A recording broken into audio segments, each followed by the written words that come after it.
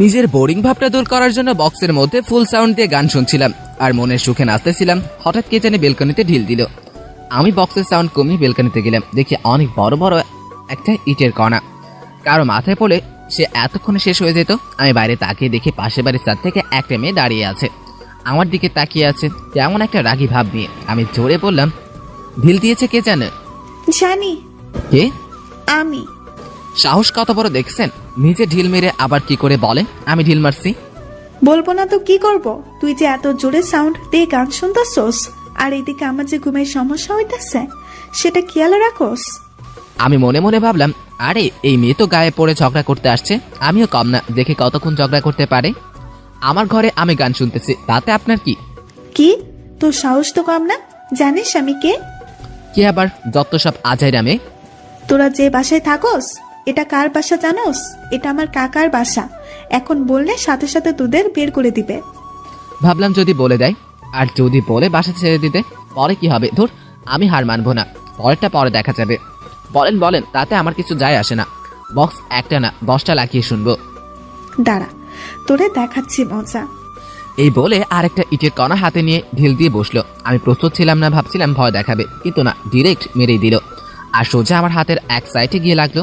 সাথে সাথে সেখান থেকে রক্ত বের হওয়া শুরু করলো। আমি দৌড় দিয়ে ঘরের ভিতরে চলে আসলাম, বক্স বন্ধ করে দিলাম। ভাবলাম মেয়েটা মনে হয় পাগল, পাগল না হলে কি করে এইভাবে ঢিল মারতে পারে। কেটে যাওয়া অংশটা ধুয়ে স্যাবলন লাগিয়ে ওয়ান টাইম ব্যান্ডেজ লাগিয়ে নিলাম। ব্যালকনিতে উকি দিয়ে দেখি মেয়েটা আছে নাকি। দেখি এই কড়া রোদের মধ্যে বসে আছে। পাগল নাকি? থাক, পাগলকে ডিস্টার্ব করে লাভ নেই। ভাবলাম কোনো সুস্থ মানুষ এরকম করতে পারে না। যদি ঢিলটা মাথায় লাগতো তাহলে এতক্ষণে আকাশে থাকতাম। এমন সময় কে জানি দরজায় টোকা দিল। খুলে দেখি মা, বাবা আর ছোট বোন। মা আমার হাতে ব্যান্ডেজ দেখে বলল, কি রে, তোর হাতে ব্যান্ডেজ কেন? আরে দরজায় একটা আঁচড় লাগছে। ভালো হয়েছে, খুশি হয়েছি। আমার বোনের নাম মরিয়ম, মার নাম আসমা, আব্বার নাম আব্দুল হাসান। আমি মরে গেলেও তো তুই খুশি হবি। হয়েছে, চুপ কর, এখন ঘরে ঢোক। দরজা খুলে আমার ঘরে চলে আসলাম, এসে শুয়ে রইলাম। আসলে আমরা এই বাড়িতে নতুন উঠেছি। আমাদের আসল বাড়ি নরসিংদী, আমি হয়েছি ঢাকায়। ছোটবেলা থেকেই ঢাকায়, কিন্তু সমস্যা হলো কোনো বাসা এরা এলাকায় স্থানীয়ভাবে হলো না। আমার এই 22 বছরে মনে হয় 10 বার বাসা চেঞ্জ করছে আব্বাই, এই 12 তাই হয়েছে। আমার আব্বা একজন উকিল, সে অনুযায়ী সবাই সম্মান করে। গত 2 দিন আগে এই বাসায় উঠেছি আমরা। আজকে সকালে নতুন বাসার কিছু কেনাকাটার জন্য তারা বাজারে গিয়েছিল। সকাল থেকে একা একা একটু গান শুনছিলাম। তারপর এই কাহিনী, বেলকানি থেকে উকি দিয়ে দেখি মেয়েটা নাই। মেয়েটা মনে হলো আমার থেকে বড়। মরিয়ম এসে দরজায় টোকা দিল, বলল, ভাই, মা ডাকতেছে, খেয়ে যাইতি। তুই যা, আমি আসতেছি। খেয়ে দিয়ে দিলাম এক ঘুম। ঘুম থেকে উঠে বিকালে বের হলাম। একটা সিগারেট না খাইলে হবে না। এলাকার এক চিপার চায়ের দোকানে গিয়ে বসলাম। একটা চা আর একটা বেনসন খাইলাম। শরীরটা চাঙ্গা হয়ে গেল। সন্ধ্যায় বাসায় এসে পড়তে বসলাম।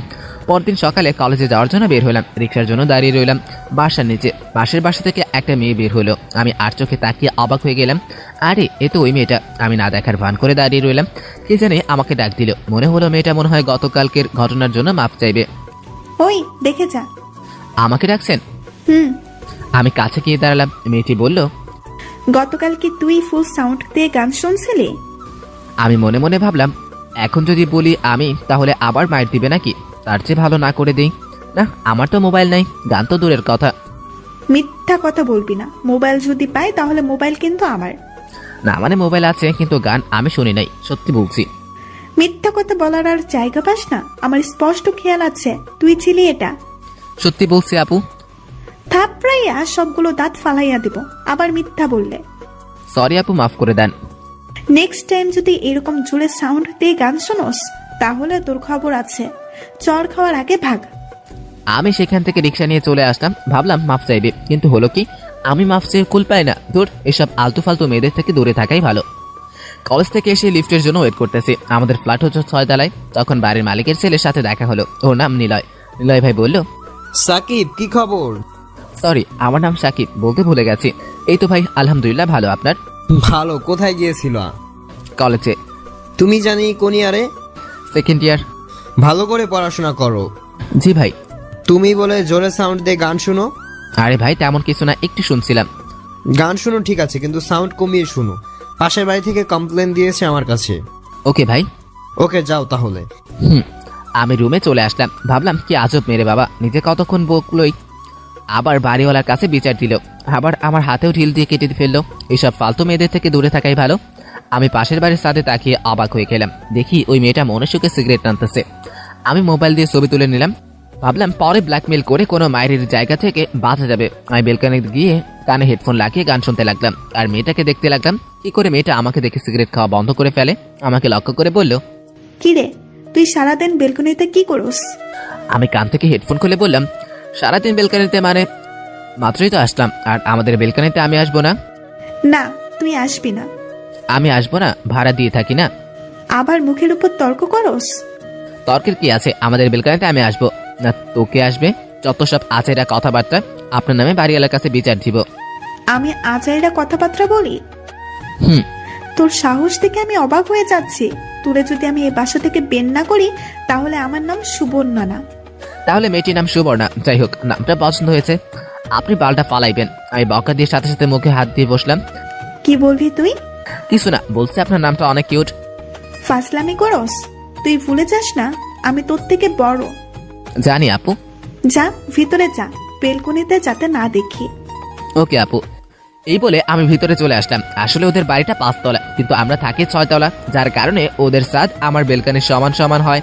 আমি বিকাল বের হলাম, একটা চিপা বিচারাইতেছি যেখানে শান্তি মতো সিগারেট খাওয়া যাবে। অবশেষে মনে হলো পাইছি।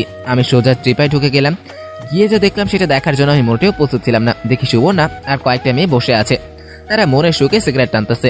আমাকে দেখে অবাক হয়েছে, সাথে সাথে সিগারেট খাওয়া বন্ধ করে ফেলে বলল, কি রে, তুই এখানে কি করস? তেমন কিছু না আপু, এলাকাটা একটু ঘুরে দেখছিলাম।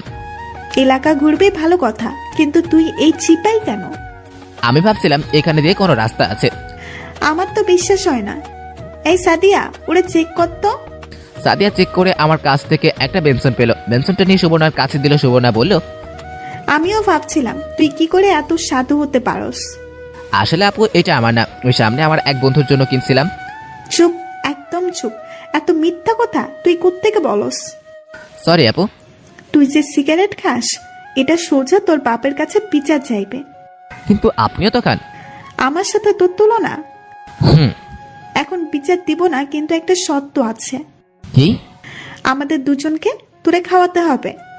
আমি এই ফাঁকে ওই দিন যে সাদি দাঁড়িয়ে সিগারেট টানছিল ওই ছবিটা সুবর্ণাকে দেখাইলাম। সুবর্ণা দেখে কতক্ষণ হাসলো, তারপর নিজের ফেসবুক প্রোফাইলে ছবিগুলো দেখাইলো। দেখে আমি পুরো অবাক। দেখি সুবর্ণা ওপেনলি সিগারেট মুখে নিয়ে ছবি তুলে ফেসবুকে পোস্ট দিয়েছে। তারপর একটা দুইটা না অনেকগুলো। আমার মুখের অবস্থা দেখে সুবর্ণা বলল, এখন যাবি নাকি তোর বাপের কাছে যাব? যাইতেছে আপু। আমি দোকান থেকে তাদের জন্য আইসক্রিম নিয়ে গেলাম। আইসক্রিম পেয়ে ওদের আনন্দ আর দেখে এতক্ষণও আমার ওই ব্যঞ্জনটা ওরা সাবার করে ফেলছে। আমি বললাম, আপু আমি তাহলে যাই। দাঁড়া, আমিও যাব। সাদিয়া, জায়গা পরে কথা হবে। রাস্তায় হাঁটতে হাঁটতে আমাকে জিজ্ঞেস করলো, কিরে, তোর নাম কি? সাকিব। কিসে পড়স? অনার্স সেকেন্ড ইয়ারে। ভালো। এতক্ষণে সে আইসক্রিম খেয়ে শেষ করলো আর বলল, শোন, এখন থেকে আমাকে প্রতিদিন একটি করে আইসক্রিম খাওয়াতে হবে, না হলে তোর বাপের কাছে বলে দিব। আমি এমন কথা শুনে অবাক হয়ে দাঁড়িয়ে রইলাম। আমার অবস্থা দেখে সুবর্ণা হেসে শেষ। আমি তার হাসির দিকে অবাক হয়ে তাকিয়ে রইলাম। এটা কোনো মেয়ে হাসছে নাকি কোনো পরী হাসছে সেটাই ধরা মুশকিল। হাসতে হাসতে বলল, আরে মজা করছিলাম। মজা তো করবেনই, এখন একটা দোষ পাইছেন না। ওই দেখ তোর বাপ, এখন কিন্তু গিয়ে বলবো। দেখি আব্বা কার সাথে যেন কথা বলতেছে, কিন্তু সুবর্ণা আপু জানলো কি করে এটা আমার আব্বা? না আপু প্লিজ বললেন না, আপনি যা বলবেন তাই খাবো। ভয় পাস না, যা বলবো না। ধন্যবাদ আপু, আর ভুলেও আপনার সামনে পড়বো না। বলে দিলাম এক দৌড়। দৌড়ে বাসায় চলে আসলাম। কিছুক্ষণ পড়ালেখা করলাম। কিছুক্ষণ পর মরিয়ম একটা অঙ্ক নিয়ে আসলো, ওইটা সমাধান করে দিলাম। যে এবার জিএসটি দিবে আমি তাকে কিছুক্ষণ বুঝে অঙ্কটা সমাধান করলাম। যাওয়ার সময় বলল, ভাই 100 টাকা দে তো। 100 টাকা দিয়ে কি করবি? দে তুই, মজা খামু। বাইরে জিনিস খাইলে পেটে অসুখ করবে, যা ভাগ। দে ভাই। দাঁড়া, তোর মানি ব্যাগ কই? মানি ব্যাগ আমার টেবিলের উপর ছিল। ওইখান থেকে মানি ব্যাগ নিয়ে মানি ব্যাগ থেকে 100 টাকার নতুন নোটটা নিয়ে মানি ব্যাগ ঢিল দিয়ে ভেঙচি মেরে চলে গেল। আমি কিছু বলার টাইম পাই নাই। আমি ইশারের নামাজ পড়ে ফেসবুকিং করছিলাম। এমন সময় মা এসে বলল, সাকিব যা তো, মরিয়ম পাশের বাসায় সুবর্ণাদের কাছে গেছে। কোন সময় গেছে এখনো আসেনি, যা গিয়ে নিয়ে আয়, ওর কয়দিন পর পরীক্ষা। ওইখানে কি করে? জানি না, কার বলে বার্থডে। ওইখানে যেতে দেও কেন? চিনি না, জানি না। তার এক ক্লাসমেট থাকে ওই বাসায়, আমি যেতে দেই নাই, পরে সুবর্ণা এসে নিয়ে গেছে। সুবর্ণা আবার কে? পাশের বাড়ির বাড়িওয়ালার বড় মেয়ে। আমি যেতে পারবো না। জানা অনেক রাত হয়ে গেছে। কত তলার কোন ফ্ল্যাটে? 4 তলার বাম পাশের ফ্ল্যাট। যাইতেছি। মা চলে গেল। ওই বাসায় গেলে আবার যদি সুবর্ণার সাথে দেখা হয়, পরে আবার কি জানি যে হয়। যাই হোক, আমি শরীরের বডি স্প্রে মেরে বের করলাম, পাশের বাড়ির দরজার মধ্যে দিয়ে ঢুকলাম। ভাবলাম সিঁড়ি দিয়ে ওঠা যায়। আমি 2 তলায় উঠলাম, খেয়াল করলাম উপর থেকে কি জানি গান গাইতে গাইতে নিচে নামতেছে। আমাকে পাশ কেটে চলে গেল। মনে মনে ভাবলাম, মনে হয় বেঁচে গেছি। এই বাসার সব মেয়েই মনে হয় সুবর্ণার মতোই হবে। এইসব মেয়েদের থেকে দূরে থাকাই ভালো। কিন্তু না, মেয়েটি মনে হয় কিছু বলল। এই যে শুনছেন? জি, আমাকে বলছেন? হ্যাঁ, আপনাকে আপনাকে আগে তো এই বাসায় দেখি নাই। এখানে কি করছেন? আমি পাশের বাসায় থাকি, এখানে এসেছি সুবর্ণা আপুদের বাসায়। কিন্তু এ বাসায় তো কোনো সুবর্ণা থাকে না। কি বলেন? আমার মা তো বললো 4 তলার বাম পাশের ফ্ল্যাটে থাকে। আপনার মা কিছু জানে না। সুবর্ণারা থাকে এই বাড়ির পরের বাড়িতে। না, এই বাসায় থাকে। শুনেন, আমি এই বাসায় 10 বছর ধরে থাকতেছি, আমি জানি না? কিন্তু মা তো বললো, আর আমিও দেখছি সুবর্ণা এই বাসায় থাকে। বললাম না এই বাসায় থাকে না। এখন যদি আপনি উপরে যান তাহলে আপনার নামে কমপ্লেন দিব। আপনি এই বাসায় চুরি করার জন্য ঢুকছেন। এই মেয়ের এই কথা শুনে আমি কথা বলার বাসা হারিয়ে ফেলেছি। মেয়েটি বলে কি দেখো, জানতাম মালিক যেমন ভাড়াটিয়া ওই রকমই হবে। কি বলবো কিছুই বুঝতেছি না। আমি বললাম, স্যার আপনি গিয়ে বলেন। মেয়েটা আমার হাত ধরে চিৎকার করতে থাকে, চোর ধরেছি, চোর চোর চোর। ছাড়েন আমাকে, ছাড়েন ছাড়েন বলছি। উপর থেকে এক মেয়ে এসে বলল, মিলি, কি হচ্ছে এখানে? আমি চেয়ে দেখি সুবর্ণা। যাক, মনে হলো বাঁচা গেল। তার মানে শয়তান মেয়েটার নাম মিলি। আপু, চোর ধরেছি, আপনাদের ফ্ল্যাটে চুরি করতে আসছে। মিলি, ওকে ছাড় আর নিচে যা। সবার সাথে এরকম করতে নেই। যাচ্ছি আপু। মিলি চলে গেল। আমি বললাম, আপু আমি কিছুই করি নাই। ও আমাকে কথার প্যাচে ফেলে চোর চোর বলতেছিল। এই কথা শুনে সুবর্ণা কিছুক্ষণ হাসে বলল, তোর মতো বোকা আমি দেখিনি। একটা পিচ্ছি মেয়ে তোকে কি না বোকাটাই বানালো। এই বলে আরো কতক্ষণ হাসলো। আমি বোকার মতো দাঁড়িয়ে রইলাম। সুবর্ণার হাসিটা আমার খুব ভালো লাগছে। সুবর্ণা একটা আধুনিক ডিজাইনের 3 পিস পরছে, একেবারে তাকিয়ে থাকার মতো। 3.5 তাকিয়ে থাকলেও মনে তৃপ্তি মিটবে না। কিন্তু আমার তো বড় আপু লাগে, আমি কেন তাকাতে যাব? সুবর্ণা বলল, বল, কেন আসছিস? মরিয়মকে নিতে। ও, উপরে আয়। আমি সুবর্ণার পিছনে পিছনে ওদের ফ্ল্যাটে গেলাম। মরিয়মকে ডাক দিল, মরিয়ম আসলো। সুবর্ণা মরিয়মের হাতে একটা ব্যাগ ধরিয়ে দিল। আমি মরিয়মকে নিয়ে আসার সময় জিজ্ঞেস করলাম, তুই সুবর্ণা আপুদের সাথে এত তাড়াতাড়ি ফ্রেন্ড করলি কিভাবে? সুবর্ণা আপুর ছোট বোন আমার ক্লাসমেট। ও, তুই সুবর্ণা আপুর নাম জানলি কোথা থেকে? মা বলছে। সুবর্ণা আপুকে আমার খুব ভালো লাগে। কেন? আমাদের সাথে খুব হাসি খুশি থাকে আর অনেক অনেক মজার কথা বলে, যেগুলো শুনলে তুইও হাসতে হাসতে শেষ হয়ে যাবি। ভালো। আমি বাসায় এসে রাতে শুয়ে শুয়ে ফেসবুক চালাইতেছি। অনেক কষ্টে সুবর্ণার আইডি বের করি, তাকে ফ্রেন্ড রিকোয়েস্ট পাঠাই। এভাবে কিছুদিন চলে যায়। একদিন রাতে সিগারেট খাওয়ার জন্য আমাদের বাসার ছাদে গিয়েছিলাম। গিয়ে যা দেখলাম তা বিশ্বাস করার মতো না। দেখি সুবর্ণা আপু আর নিলয় ভাই অন্তরঙ্গ হয়ে বসে আছে, আর কি যেন কথা বলছে। আমি মোবাইল বের করে কয়েকটা ছবি তুললাম। কিছুক্ষণ পর দেখলাম সুবর্ণা আপু রেগে গেল আর কাঁদতে লাগলো। আমি তেমন কিছুই বুঝলাম না, মনে হলো সুবর্ণা আপু চলে যাবে। তাই আমিও চলে আসলাম। ভাবলাম সুবর্ণাকে এই ছবি পাঠিয়ে কিছু টাকা কামানো যাবে। আমি বাসায় এসে রাতে 1টার সময় দেখি সুবর্ণা আপু অ্যাক্টিভ। আমি নক দিলাম, এই প্রথম। হ্যালো আপু, আমি সাকিব। কিছুক্ষণ পর মেসেজ আসলো। কি বল? আমি তাদের অন্তরঙ্গ ছবিটা পাঠিয়ে দিলাম। কি চাস বল? আমি একটা নাম্বার দিয়ে বললাম, এই নাম্বারে 5,000 টাকা পাঠিয়ে দিন। মনটা ভালো না, জ্বালাস না। এখন আমি কি করব? টাকা দেন, নাহলে ছবি ভাইরাল। কিছুক্ষণের মধ্যে দেখি বিকাশ অ্যাকাউন্টে 5,000 টাকা চলে আসলো। আমি বুঝতেই পারছি না কি হচ্ছে। টাকা চেক করে দেখি সত্যি সত্যি টাকা দিয়ে দিছে। আমি বিছানা থেকে উঠে নাচা শুরু করলাম। ভাবলাম সুবর্ণা আপু হয়তো ভালো হয়ে গিয়েছে। এমন সময় আমার মোবাইলে কল এসছে। দেখি সুবর্ণা আপুর নাম্বারে ফোন ধরলাম। হ্যালো, আসসালামু আলাইকুম। কে? ওয়ালাইকুম আসসালাম, আমি সুবর্ণা। আপু আপনি এত রাতে? আমি। কিছু বলবেন? তুই যে ছবিটা তুলেছিলি ওই ছবিটা এখন ডিলিট কর। টাকা যেহেতু দিয়েছেন ছবি অবশ্যই কাটবো। তুই আমার থেকে টাকা নিছিস না, এর থেকে ডাবল আমি তোর থেকে নিব। দেখবো দেখবো। আজ খালি আমার মনটা ভালো না দেখা বেঁচে গেলি। এই বলে ফোন কেটে দিলাম। বিছানায় শুয়ে ভাবতে লাগলাম, যাক অবশেষে সুবর্ণা আপুকে একটু শাস্তি দিতে পারলাম। যাক, মনটা অনেক শান্তি লাগতেছে।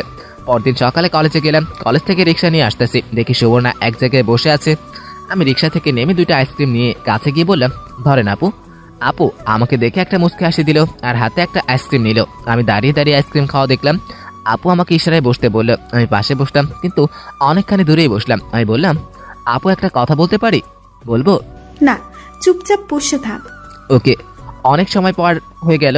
ততক্ষণে আমার আইসক্রিম খাওয়া শেষ। আমি বসে মোবাইল টিপতেছি। কিছুক্ষণ পর আমি বললাম, আপু সিগারেট আনবো? না, ছেড়ে দিয়েছি। এই বলে আপু দাঁড়িয়ে আমাকে ঠাস ঠাস করে 2টা চড় দিল। আমার হাসি মুখটা উড়ে গেল। আমি ফ্যাল করে তাকিয়ে রইলাম আপুর মুখের দিকে। আপু বলল, তোর সাহস হয় কি করে আমাদের অন্তরঙ্গ ছবি তুলতে? তোর কয়দিন হয়েছে এই বাসায় আসছিস? ওই দিন সিগারেট খাইলি, ওইটা ছবি তুলছিস, কিছু বলি নাই, আবার আমার কাছে টাকাও চাইস? কত বড় সাহস! এই বলে আমাকে আরো 2টা চড় দিল। আমার চোখ দিয়ে পানি চলে আসলো। আমি কিছুই বলছি না, নিচের দিকে তাকিয়ে রইলাম। আমি মানিব্যাগ থেকে 5,000 টাকা হাতে নিয়ে দিয়ে দিলাম। দে আমার টাকাতে। গতকাল মনটা ভালো ছিল না বলে তোকে কিছু করিনি, না হলে রাতেই তোকে একটা শিক্ষা দিয়ে ছাড়তাম। সরি আপু। রাগ তোর সরি। আর যদি জীবনে তোকে আমার আশেপাশে দেখি তাহলে তোর খবর আছে, আর তোকে এই সপ্তাহের ভেতরে বাসা ছাড়তে হবে। প্লিজ আপু, বাড়িতে কিছু বললেন না। আপনি যা বলবেন আমি তাই করব। প্লিজ আপু। তোর কিছুই করা লাগবে না, তুই শুধু আমার সামনে পড়িস না। আপু আর জীবনেও আপনার সামনে আসবো না। যত সব স্যাসরা মানুষ, কোত্থেকে যে এগুলো আসে। আর শোন, তোকে যেন আমার বেলকনিতে না দেখি। আচ্ছা। সুবর্ণার মোবাইল কে জানি কল দিল। কথা বলতে বলতে চলে গেল। আমি বোকার মতো বসে রইলাম। কোথা থেকে যে কি হয়ে গেল, মোবাইলটা বের করে দেখি চরের দাগ হয়ে গেছে। এমন দাজ্জাল মেয়ে আমি জীবনেও দেখি নাই। মনটা সত্যি অনেক খারাপ হয়ে গেল। একটা সিগারেট ধরাইলাম, অনেকক্ষণ বসে রইলাম। বাড়িতে গিয়ে কি করব? মা যদি চরের দাগ দেখে তাহলে আমার খবর আছে। না, চরের দাগ এখনো চাই নাই। কি করব কিছু বুঝতে পারছি না। সন্ধ্যার প্রায় কাছাকাছি দেখি সুবর্ণা আপু আবার আসতেছে। এসে আমাকে বলল, তুই বেহাইয়ার মতো এখনো এখানে বসে আছিস? তোর লজ্জা শরম বলতে কিছু নেই?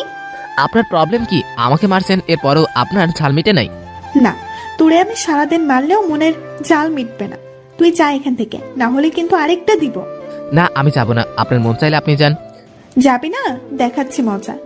এই বলে সুবর্ণা আমাকে মারতে আসলো। আমি হাত ধরে কাছে টেনে এনে বললাম, আমি যাব না, কারণ একটু পর আমার গার্লফ্রেন্ড আসবে আমার সাথে দেখা করতে, বুঝছেন? এই বলে সুবর্ণার হাত ছেড়ে দিলাম। তোকে দেখে নিব আমি, তোকে দেখে নিব। বলতে বলতে এক রিকশায় উঠে চলে গেল। আমি কিছুক্ষণ বসে রইলাম। দেখি সামি আসতেছে। সামি আমার ক্লাসমেট, সে এই এলাকায় থাকে। এসে বলল, কি রে দোস্ত, কি খবর? ভালো না। কি হয়েছে? তেমন কিছু না। তোর সাথে যে দেখলাম একটু আগে, একটা মেয়ে কথা বলছে, তাকে চিনিস? চিনি, আমাদের পাশের বাড়ির বড় আপু। তুই ওই বাসায় কি জন্য গেছিস? তুই শেষ। কি শেষ বুঝিয়ে বল। এই মেয়ের নাম সুবর্ণা না? আচ্ছা, সুবর্ণা আপুর সম্পর্কে যা জানিস সব বল। তুই যে বাসায় থাকোস ওই বাসার মালিকের ছেলে কিন্তু নিলয় ভাই। তো নিলয় ভাই সুবর্ণা আপুর ভালো সম্পর্ক ছিল। নিলয় ভাই মনে হয় বলেছিল সুবর্ণাকে বিয়ে করবে 4 থেকে 5 বছর আগে। বলছিল সুবর্ণা ওয়েট করবে নিলয়ের জন্য। কিন্তু এই কিছুদিন আগে নিলয় ভাইয়ের একটা ভালো চাকরি হয়েছে। এখন বলে নিলয় আর বিয়ে করবে না সুবর্ণাকে, কারণ সুবর্ণার বলে বয়স বেশি হয়ে গেছে। তাহলে এই ব্যাপার। কিন্তু তুই কি করে জানলি এত কথা? আমি মনে মনে এই কারণে সুবর্ণা আপু এরকম খিটখিটে খারাপ মেসেজ দেখায়। আমার মা আর নিলয় ভাইয়ের মা বান্ধবী, যার কারণে মা মাঝে মাঝেই তাদের বাসায় যায়।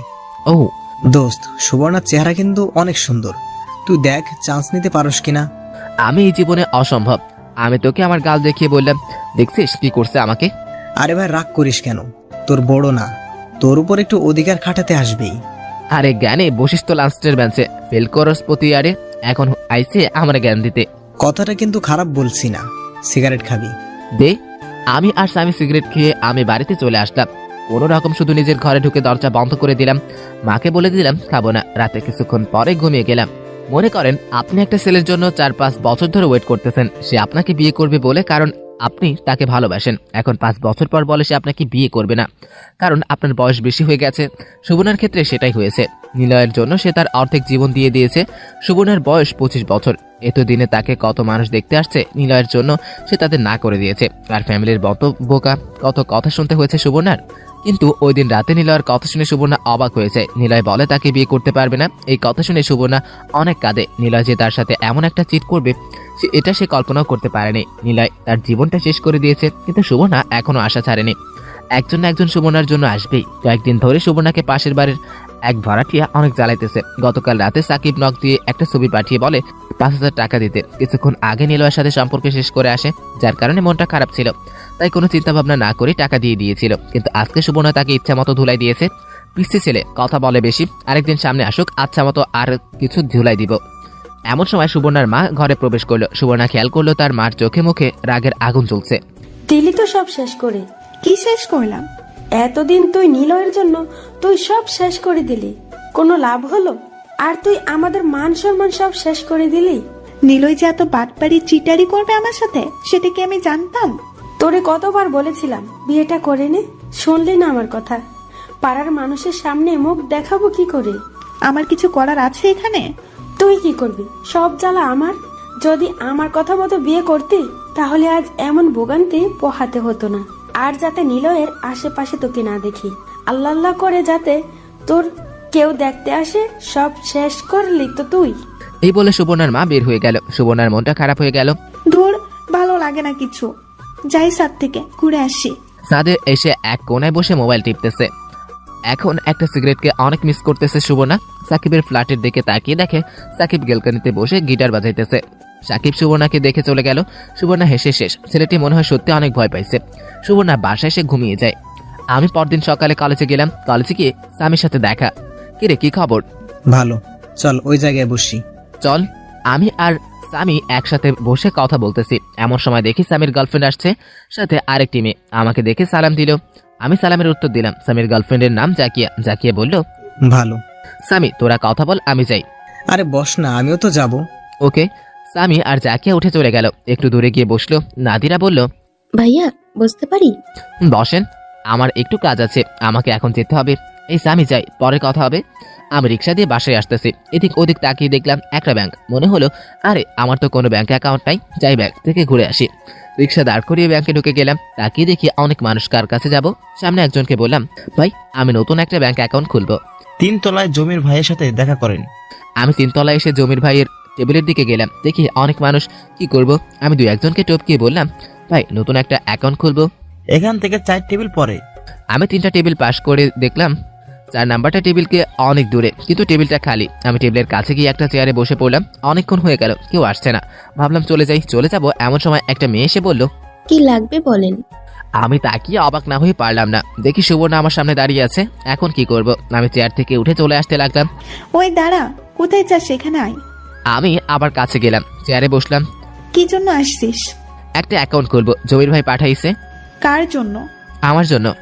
এই নে ফর্ম, আগামীকাল এটা পূরণ করে নিয়ে আসবি। রাখেন আপনার ফর্ম, আমি আর ব্যাংকের মুখই দেখবো না। তোরে বলছি না ফর্ম নিতে? ফর্ম পূরণ করবি, সাথে তোর আইডি কার্ডের ছবি নিয়ে আসবি। ওকে, এখন আমি যাই। এই বলে সোজা আমি বাসায় চলে আসতাম। আগে যদি জানতাম এখানে সুবর্ণা চাকরি করে, তাহলে সেখানে আমি জীবনেও যাইতাম না। এখন সামনে পড়লে আবার একটা ঝামেলা করবে, আর ভুলেও সুবর্ণার সামনে পড়া যাবে না। এইভাবে অনেক দিন চলে গেল। একদিন নিলয় ভাই এসে তার বিয়ের কার্ড দিয়ে গেল। দেখি আর 1 সপ্তাহ পর নিলয় ভাইয়ের বিয়ে। সুবর্ণা বেচারি মনে হয় কেঁদে কেঁদে শেষ। ঠিক আছে, এটা তার জন্য প্রাপ্য। আমাকে অনেক জ্বালাইছে। আমি বিকালে বেলকানিতে গিয়ে গিটার বাজাইতেছি। নিচে তাকিয়ে দেখি সুবর্ণা এসছে। আমাকে লক্ষ্য করে বলল, কি রে, কি করিস? গিটার দেখিয়ে বললাম, পরে তুই আর ব্যাংকে যাস নাই কেন? আপনি তো বলেছিলেন আপনার সামনে না পড়তে। আরে মজা করছি। মজা করছেন? সামনে পড়লে পরে আবার মারতেন। আরে মারতাম না, তুই নিচে আয়, তোর সাথে এক জায়গায় যাব। না, আমি আপনার সাথে কোথাও যাব না। না গেলে পরে খবর আছে। ভালো হয়েছে, আপনার সাথে কোথাও যাব না। আয় প্লিজ। আসবো একটা শর্তে, আমাকে মারতে পারবেন না। ওকে মারবো না। আমি রেডি হয়ে নিচে দাঁড়ালাম। দেখি সুবর্ণা আসলো। আমি বললাম, কোথায় যাবেন আপু? চল দেখি কোথায় যেতে পারি। সুবর্ণা রিক্সা ডাক দিতে যাবে। আমি বললাম, আপু আমি রিক্সা দিয়ে যাব না। তো কিভাবে যাবি? হেঁটে যাব। তুই এতখানি রাস্তায় হেঁটে যাবি? আচ্ছা, রিক্সা 2টা নেন। আমি তো 2টাই নিতাম। তোর মতো আবালের সাথে কে বসবে? সুবর্ণার এমন কথায় আমার মনের মধ্যে আঘাত লাগলো। আমার হাসি মুখটা কালো হয়ে গেল। কথাটা অন্যভাবে বলতে পারতো, যেমন, ওকে তুই যখন আমার সাথে বসবি না তাহলে 2টাই নেই, এভাবে কথাটা বলতে পারতো। মনটাই হচ্ছে সুবর্ণার সাথে কোথাও না যাইতে। সুবর্ণা বলল, কিরে যাবি নাকি? রিক্সায় ওঠ।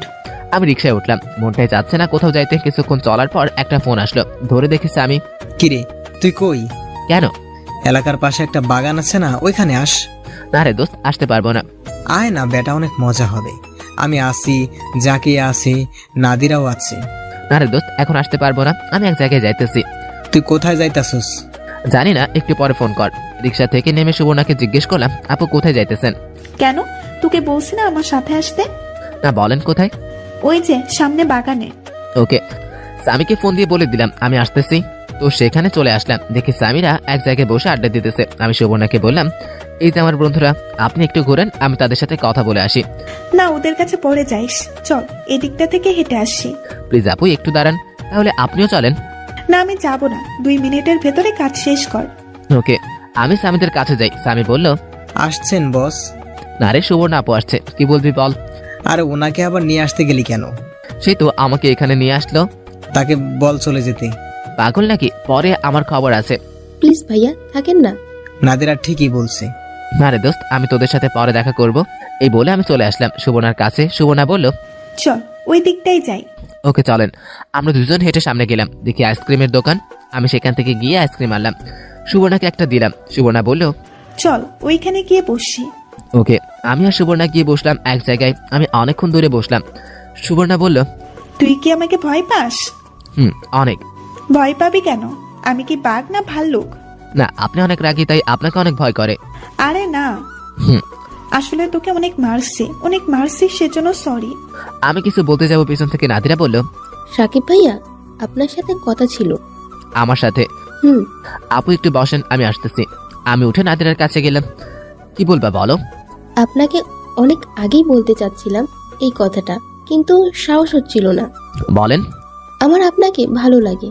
এমন কথা শুনে আমি অবাক হয়ে যাই। এই পর্যন্ত আমাকে কেউ বললো না আমাকে ভালো লাগে কিংবা আমাকে পছন্দ করে।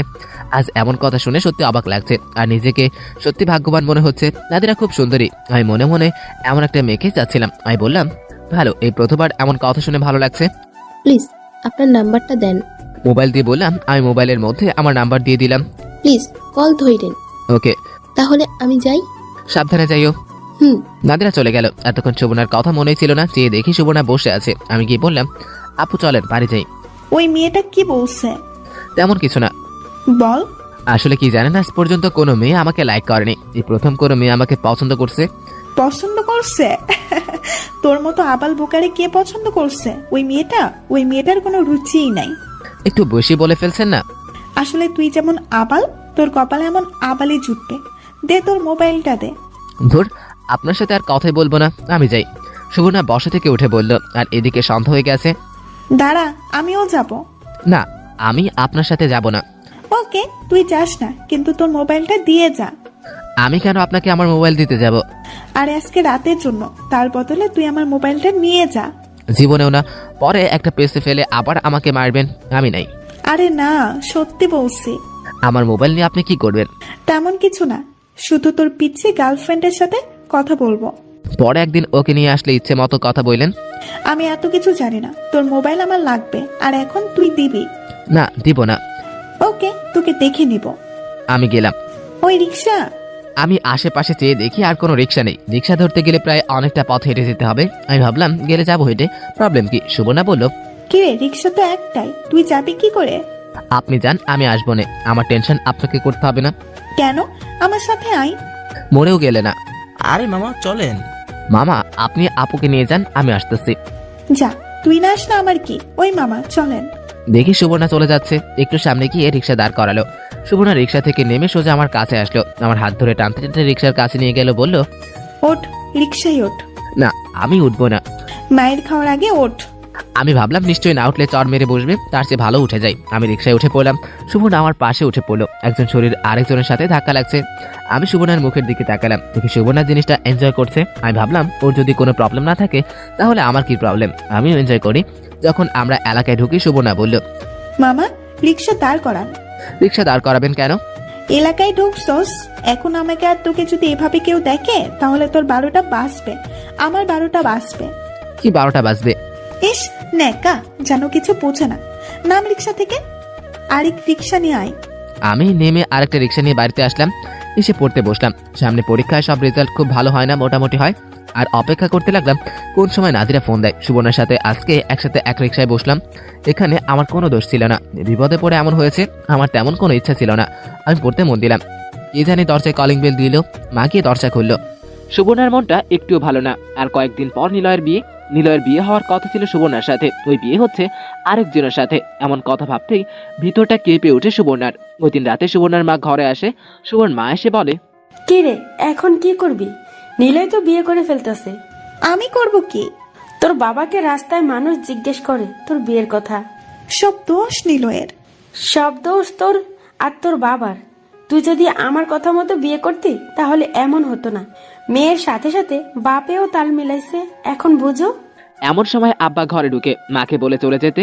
কি রে, তোর জন্য ছেলে দেখতেছি, তোর কি পছন্দের কেউ আছে? না আব্বু। আমি কি তোর জন্য ছেলে দেখবো? না আব্বা, আপনি আমাকে কিছুদিন সময় দেন, পরে আমি আপনাকে জানাইতেছি।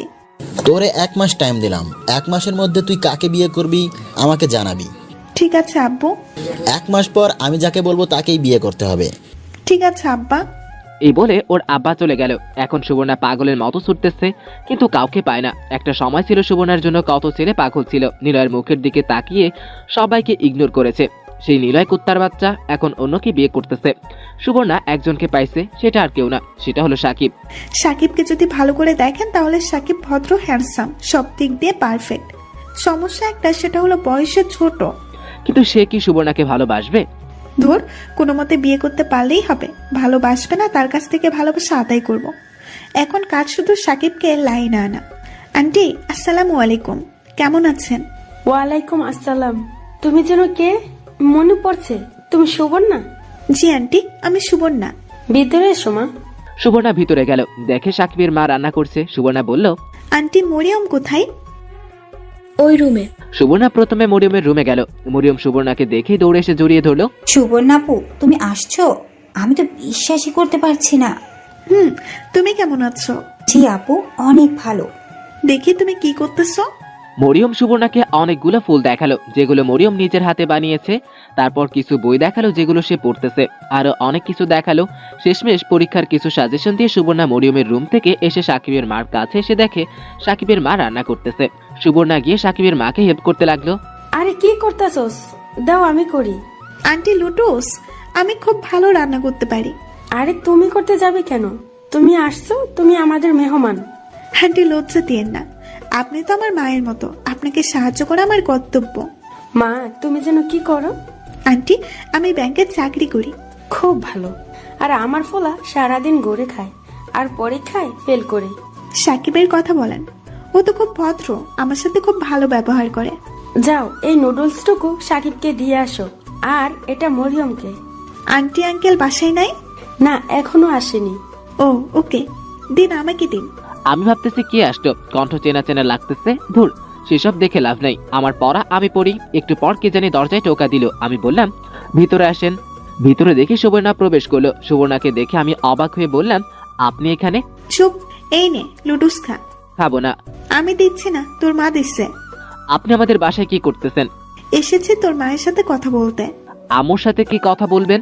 বলবো তুই আজকে একটা মেয়ের থেকে প্রপোজ পাইছস এবং তোর নাম্বার নিয়েছে, তোর আজকে রাতে কথা বলবি। আর বানিয়ে বলবো তুই মেয়েকে কিস করছস, তোরা একসাথে অনেক জায়গায় যাওয়ার প্ল্যান করছস। এমন কথা শুনে আমি অবাক। সুবর্ণা বলে কি?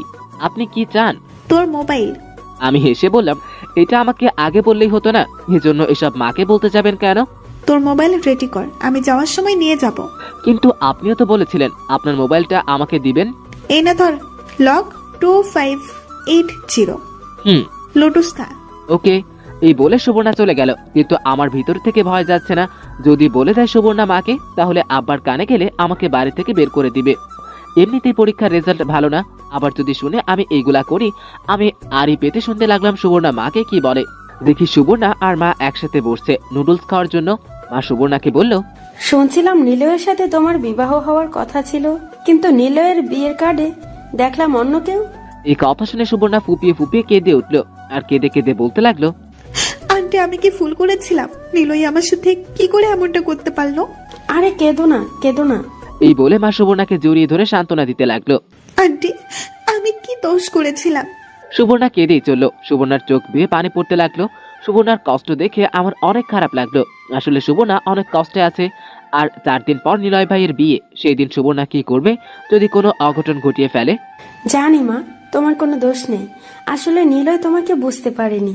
মা সান্ত্বনা দেওয়াতে সুবর্ণা কান্না থামালো। এমন সময় দরজার কলিং বেল দিল। মা গিয়ে দরজা খুললো, দেখি আব্বু আসছে। আব্বুকে দেখে সুবর্ণা মাথায় কাপড় দিল আর সালাম দিল। আব্বু বলল, তুমি জানো কে? ও পাশের বাসার সুবর্ণা। তুমি কেমন আছো? জি আঙ্কেল, ভালো। খাওয়া দাওয়া করছো? জি আঙ্কেল। কি খাওয়া দাওয়া করছো? আমাদের সাথে ডিনার করে যাবে। জি না আঙ্কেল, আমি খেয়েছি। সাকিবের মা, ডিনার রেডি করো, তুমি খেয়ে যাবে। মা তুমি এসো আমাদের সাথে। সুবর্ণা আম্মুর সাথে রান্নাঘরে চলে গেল। ওইখান থেকে কথা তেমন আসে না। এরপরে শোনা যাচ্ছে সুবর্ণা বলতেছে, দেন আন্টি, আমি করি। তুমি করতে যাবে কেন? তুমি গিয়ে সাকিবের পড়াতে একটু সাহায্য করো। দেন আন্টি, আমি এটা করে যাই। আমি ভাবলাম সুবর্ণা তাহলে আমার রুমে আসবে। আমি সুবর্ণার মোবাইল টিপতে লাগলাম। উড়াধুরা কতক্ষণ ছবি তুললাম। সুবর্ণার মোবাইল আমার থেকে অনেক ভালো আর দামি।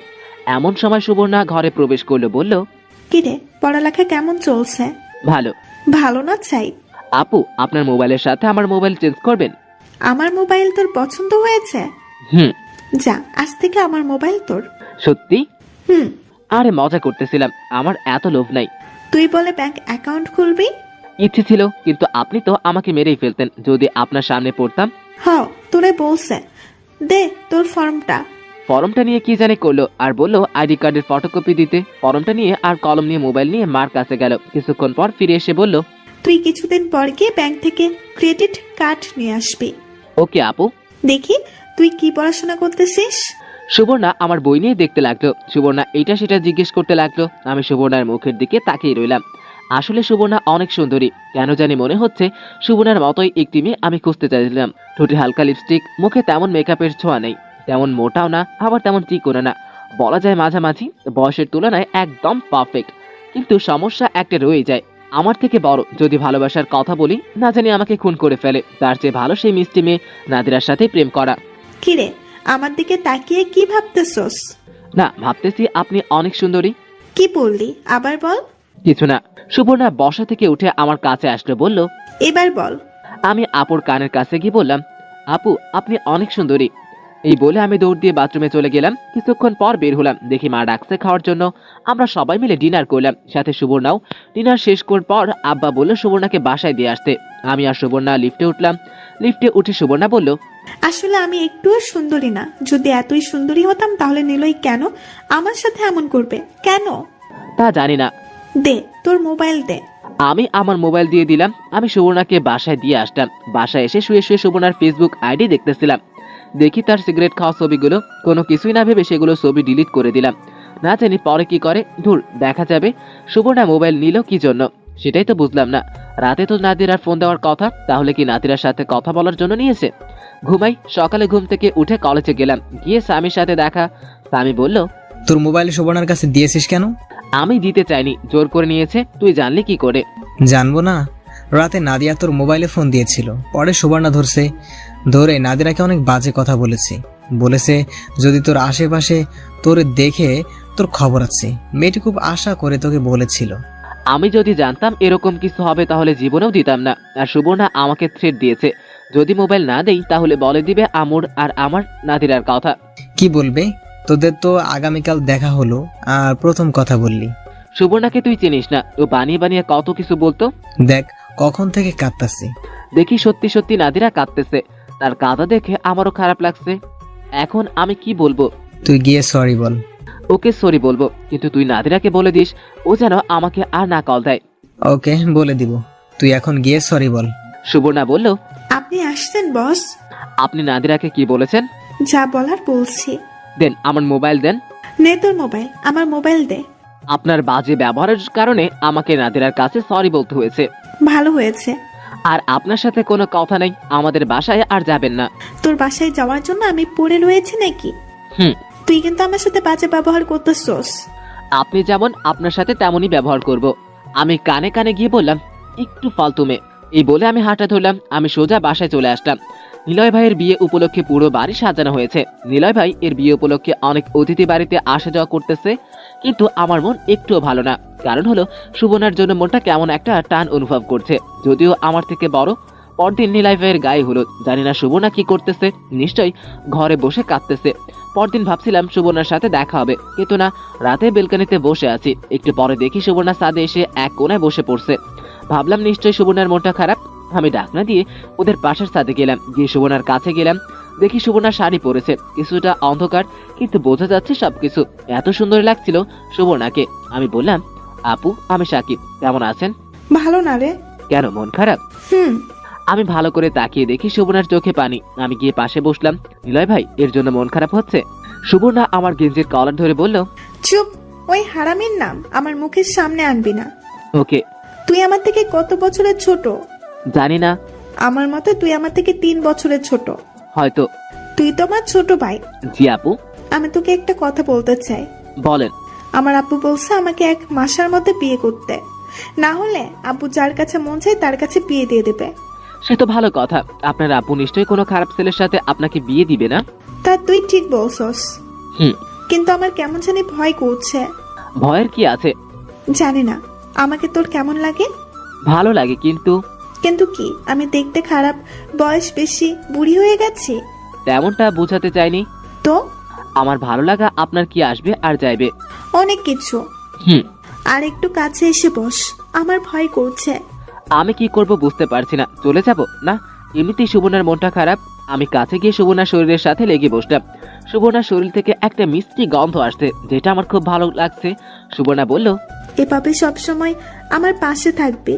আমি কি বলবো বুঝতে পারছি না। সুবর্ণা বলে কি, আমি যদি সুবর্ণার পাল্লায় পড়ি তাহলে আমাকে কি যে করবে। এমনিতেই আমাকে যেই জ্বালান জ্বালাইছে, আবার যদি আমাকে বিয়ে করার কথা বলে তাহলে আমি শেষ। আর বললে হলো নাকি, আমার বিয়ে হতে আরো অনেক দেরি, চেষ্টা করব। সুবর্ণা আমার চোখের দিকে তাকালো, মনে হয়ে ভাবছিল আমি হ্যাঁ বলবো। আর হ্যাঁ বলবো, আমি পাগল নাকি? সুবর্ণা আমার দুর্বলতার সুযোগ নিয়ে আমাকে পটাতে চাইতেছে। আমি নাই, এই মেয়ে যদি আমার কপালে আসে তাহলে আমার আর রক্ষা নেই, তার চেয়ে ভালো কেটে পড়ি। সুবর্ণা আমার হাত ধরে কাঁদতে লাগলো। তার হাতের ছোঁয়া আমার শরীরে একটা শিহরণ খেলে গেল, মনে হচ্ছে আমি ঘামতেছি। সুবর্ণা আমার হাত শক্ত করে ধরলো, বলল, বল, তুই আমার পাশে থাকবি সব সময়? হুম আপু, আমি যাই। যাস না, আর একটু বস। ওকে। সুবর্ণা আমার হাতটা আরো শক্ত করে ধরলো, কিন্তু আমার হাতটা ছাড়িয়ে নিলাম। বললাম, আপু আমাকে যেতে হবে। বল, তুই নিলয়ের বিয়েতে যাবি না? ওকে, যাব না। আমার মনটা একটুও ভালো না, চল না আগামীকাল কোথাও ঘুরতে যাই। না, মোটেও না। কেন? আপনার সাথে কোথাও না কোথাও গেলে একটা না একটা সমস্যা হবেই। যা, তুই যেখানে বলবি সেখানেই যাব। আমি যেখানে বলবো সেখানে। হুম। তারপরেও আমি আপনার সাথে কোথাও যেতে পারবো না। কেন? যদি কিছু হয়ে যায়? আরে কিছু হবে না, আমি আছি না। কোথায় যাব? আমার যাওয়ার মতো কোনো জায়গা নেই। তাহলে আমার সাথে চল। কোথায়? যে কোনো জায়গায়, তুই শুধু আমার সাথে আসবি। ওকে, তাহলে আমি যাই। ওকে, যা। চুপচাপ ঘরে বসে শুয়ে থাক, ঘর থেকে বের হবি না। না, ঘর থেকে বের হতেই হবে। কেন? একটা সিগারেট খেতে হবে। এখন চল আমার সাথে। ওকে, চলেন। আমি আর সুবর্ণা বাড়ি থেকে বের হয়ে মোড়ের দোকান পর্যন্ত পাশাপাশি হেঁটে গেলাম। গিয়ে একটা সিগারেট নিলাম। ঘুরিয়ে রাস্তার এক আড়ালে গিয়ে আমি সিগারেট টানতেছি। সুবর্ণা আমার পাশে এসে দাঁড়ালো আর বলল, দে সিগারেট, আমি খাবো। না, আপনি না সিগারেট খাওয়া ছেড়ে দিয়েছেন? এখন মন চাচ্ছে। মন চাইলে খাওয়া লাগবে। হুম, দে। আমি সিগারেট দিলাম। সে দুইটা টান দিয়ে আমাকে দিয়ে দিল। আমি সিগারেট শেষ করে বললাম, চলেন বাড়ি যাই। দাঁড়া। এই বলে সুবর্ণা আমার হাত ধরে টান দিয়ে একেবারে নিজের কাছে নিয়ে নিজের গোলাপি ঠোঁট দুইটা আমার ঠোঁটে লাগিয়ে দিল। আর ছাড়তেছে না। 30 সেকেন্ড পর ছাড়লো। এমন পরিস্থিতিতে আমি কি করব কিছুই বুঝতে পারতেছি না। সুবর্ণা এটা কি করলো? আমি এইটা মেনে নিতে পারছি না। আমি বললাম, এটা কি করলেন? পাগল নাকি? পাগল হতে যাবো কেন? তো এটা কি করলেন? যাতে তোর উপর কেউ অধিকার খাটাতে না আসে, সেজন্যই আমি সেই অধিকার নিয়ে নিলাম। বললেই হলো? আমার মাথা গরম হলে কি জানে কি বলে ফেলি, তার কোনো ঠিক ঠিকানা থাকে না। তো চুপ, একদম চুপ। লুচ্চামে নিলয় ভাই আপনাকে খেয়ে ছেড়ে দিয়েছে। দেখেছি না ছাদের মধ্যে আপনাদের কীর্তিকলাপ। বয়স্ক বুড়ি মেয়ে এখন আসছে আমার উপর অধিকার খাটাতে। আপনাদের মতো বেহা মেয়েদের আমি দুই চোখে দেখতে পারি না। আমার দুর্বলতার সুযোগ দিয়ে আপনি এমন কাজ কি করে করতে পারলেন? যত সব ফালতু মেয়ে, আর জীবনেও আমার ধারে কাছে আসবেন না। কি, আমি লুচ্চা মেয়ে, বয়স্ক বুড়ি? নিলয় আমাকে খেয়ে দিছে। ছি ছি সাকিব, ছি। তোকে আমি ভালো ভাবছিলাম। আপনি তো সবাইকে ভালো ভাবেন, নিলয় ভাইকে ভালো ভাবছিলেন না? দেখছেন কিভাবে আপনাকে খেয়ে ছেড়ে দিয়েছে। আমার তো মনে হচ্ছে আপনার পেটে। ঠাস ঠাস করে দুইটা চড় দিল আমার গালে, বলল, চুপ কুত্তা, চুপ। আর একটা কথা বললে তোকে আমি খুন করে ফেলবো। মারেন, আমাকে আরো মারেন। ঠিকই আছে, নিলয় ভাই আপনাকে ছেড়ে দিয়েছে। আপনার মতো মেয়েদের এমনই হওয়া উচিত। চুপ, কোনো কথা বলবি না। এই বলে সুবর্ণা জোরে জোরে চিৎকার করে কাঁদতে লাগলো। আমার যেন কি হয়ে গেছে, আমার মাথা ঠিক মতো কাজ করছে না। প্লিজ আপু, আমাকে ছেড়ে দেন, আমাকে আর জ্বালায়েন না। আমার এই মাসের মধ্যে আব্বাকে বলে বাসা ছেড়ে দেওয়ার চেষ্টা করতেছি। প্লিজ, আল্লাহর দোহাই লাগি, আমাকে আর জ্বালায়েন না। এই বলে আমি চলে আসলাম। আমার মাথায় রক্ত উঠে গেছে। কি কি জানি বলেছিলাম সেটাই এখন খেয়াল আসছে না। বাসায় এসে দরজা বন্ধ করে শুয়ে পড়লাম। সাকিব যাওয়ার পর সুবর্ণা সেখানে দাঁড়িয়ে রইল। সুবর্ণার মাথা ঠিক মতো কাজ করছে না। কি সব ভাষা বলছে সাকিব? সাকিব এত নোংরা কথা বলতে পারে? আমি আগে জানতাম না। এর বিচার সুবর্ণা করবেই। সুবর্ণা সেখানে দাঁড়িয়ে কাঁদতে লাগলো। চোখ মুছে বাড়ির দিকে হাঁটা ধরলো। বাসায় এসে সুবর্ণা কোনো কথা না বলে শুয়ে পড়লো। শুয়ে শুয়ে ভাবতে লাগলো, সাকিব এত নিচে নামতে পারে? নীলই তো আমাকে এত নোংরা কথা বলেনি। সাকিবকে এর শিক্ষা দিতেই হবে। আমি এমন কি করছি? শুধু একটা কিসে তো করলাম, আর কিস তো প্রত্যেক ছেলেরই পছন্দ করে। সকল ছেলেরাই তো চায় তার প্রিয়জনের কাছ থেকে। সাকিব হয়তো এসবের সাথে প্রথম, তাই মেনে নিতে পারেনি। আর আমারই সব ভুল, আমি বেশি তাড়াহুড়া করে ফেলেছি। কিন্তু সাকিব যে কথাগুলো বলল তা কখনো মেনে নেবার মতো না।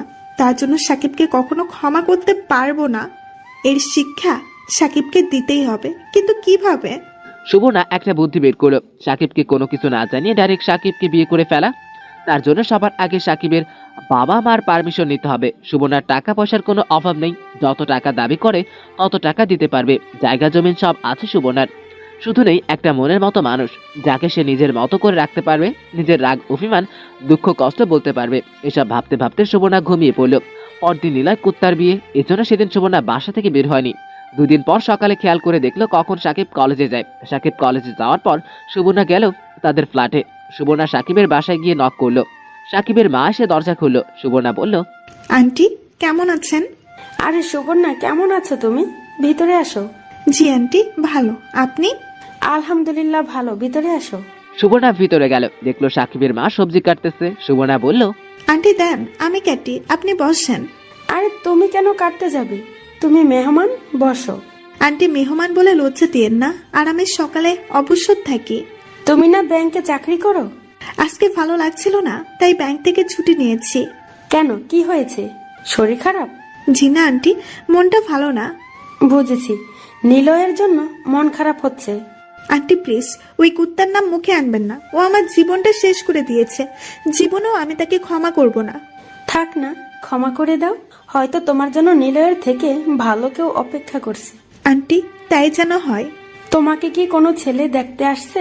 একসময় অনেক প্রস্তাব আসতো, কিন্তু নিলয়ের জন্য সবাইকে না করে দিয়েছি। এখন যেহেতু বয়স বেশি হয়ে গেছে, তাই কেউ আর দেখতে আসছে না, কারণ সবাই চাই কম বয়সে মেয়ে বিয়ে করতে।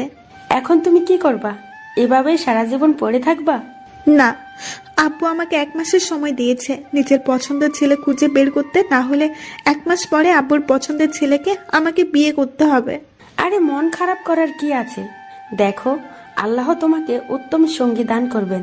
তাই যেন হয়। সবজি কেটে সাকিবের মাকে রান্নার কাজে হেল্প করলো সুবর্ণা। দুপুরের দিকে সুবর্ণা বাসায় চলে আসলো। পরদিন ব্যাংক থেকে এসে বিকেলের দিকে আবার সাকিবের বাসায় গেল সুবর্ণা। গিয়ে দরজায় নক করলো। দেখে সাকিব এসে দরজা খুললো। অনেকটা অবাক হয়ে সাকিব বলল, আপনি এখানে কেন আসছেন? কেন? আমি তোর কাছে আসছি। আমি আসছি তোর মায়ের কাছে। আমার মায়ের সাথে কি কাজ আমাকে বলেন। সেসব জেনে তোর কি লাভ? সর সামনে থেকে। আবার কি পেস লাগাতে আসছেন? সরবি নাকি তোর মাকে ডাক দিব? মা অসুস্থ, কথা বলতে পারবে না, এখন চলে যান। সর বলতেছি। না। এই বলে সুবর্ণা সাকিবকে ধাক্কা দিয়ে ঘরে ঢুকে সাকিবের মুখের দিকে তাকিয়ে একটা ভেংসি মেরে সাকিবের মার কাছে চলে আসলো। সাকিব সেখানে ঠায় দাঁড়িয়ে রইল। সুবর্ণা সাকিবের মাকে ডাক দিল। আন্টি আপনার বলে শরীর ভালো না? সুবর্ণা, মা তুমি আসছো? গতকাল রাত থেকে শরীরটা ভালো যাচ্ছে না। কি হয়েছে? মনে হয় জ্বর আসছে। সুবর্ণা সাকিবের মার কপাল ধরে তাপমাত্রা চেক করে বলল, আপনার তো অনেক জ্বর, ওষুধ খেয়েছেন? না, সাকিবের আব্বা আসার সময় নিয়ে আসবে। আঙ্কেল কখন আসবে? রাতে। এতক্ষণ অপেক্ষা করবেন? দাঁড়ান, আমি সাকিবকে পাঠাচ্ছি ওষুধ আনতে। আন্টি এখন ওষুধ না খেলে জ্বর আরো বাড়বে।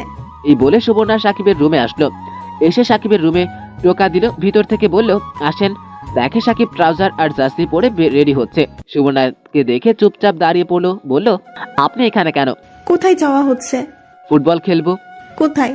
ওই সামনে একটা মাঠ আছে না, ওইখানে আমার বন্ধু সামিদের সাথে। ওইখানের পোলাপাইন কিন্তু ভালো না। সেই চিন্তা আপনাকে করতে হবে না। আর আপনি আমাদের বাসায় কি করেন? আপনার মতলব তো ভালো লাগছে না। তোর মায়ের শরীরে অনেক জ্বর, আমি কয়টা ওষুধের নাম বলছি, ওই ওষুধগুলো কিনে দিয়ে যা। বলেন, নাম বলেন। সুবর্ণা ওষুধের নাম বলল। সাকিব সেগুলো নোট করলো মোবাইলে। সুবর্ণা বলল, আর আসার সময় একটা স্যুপ নিয়ে আসিস। মরিয়ম কোথায়? মনে হয় সাদি গিয়েছে খেলতে। ওকে যা, এই ওষুধগুলো নিয়ে আয়, এগুলো দিয়ে তারপর খেলতে যা। ওকে। এই বলে সাকিব চলে গেল। কিছুক্ষণ পর ওষুধ আর স্যুপ নিয়ে আসলো সাকিব।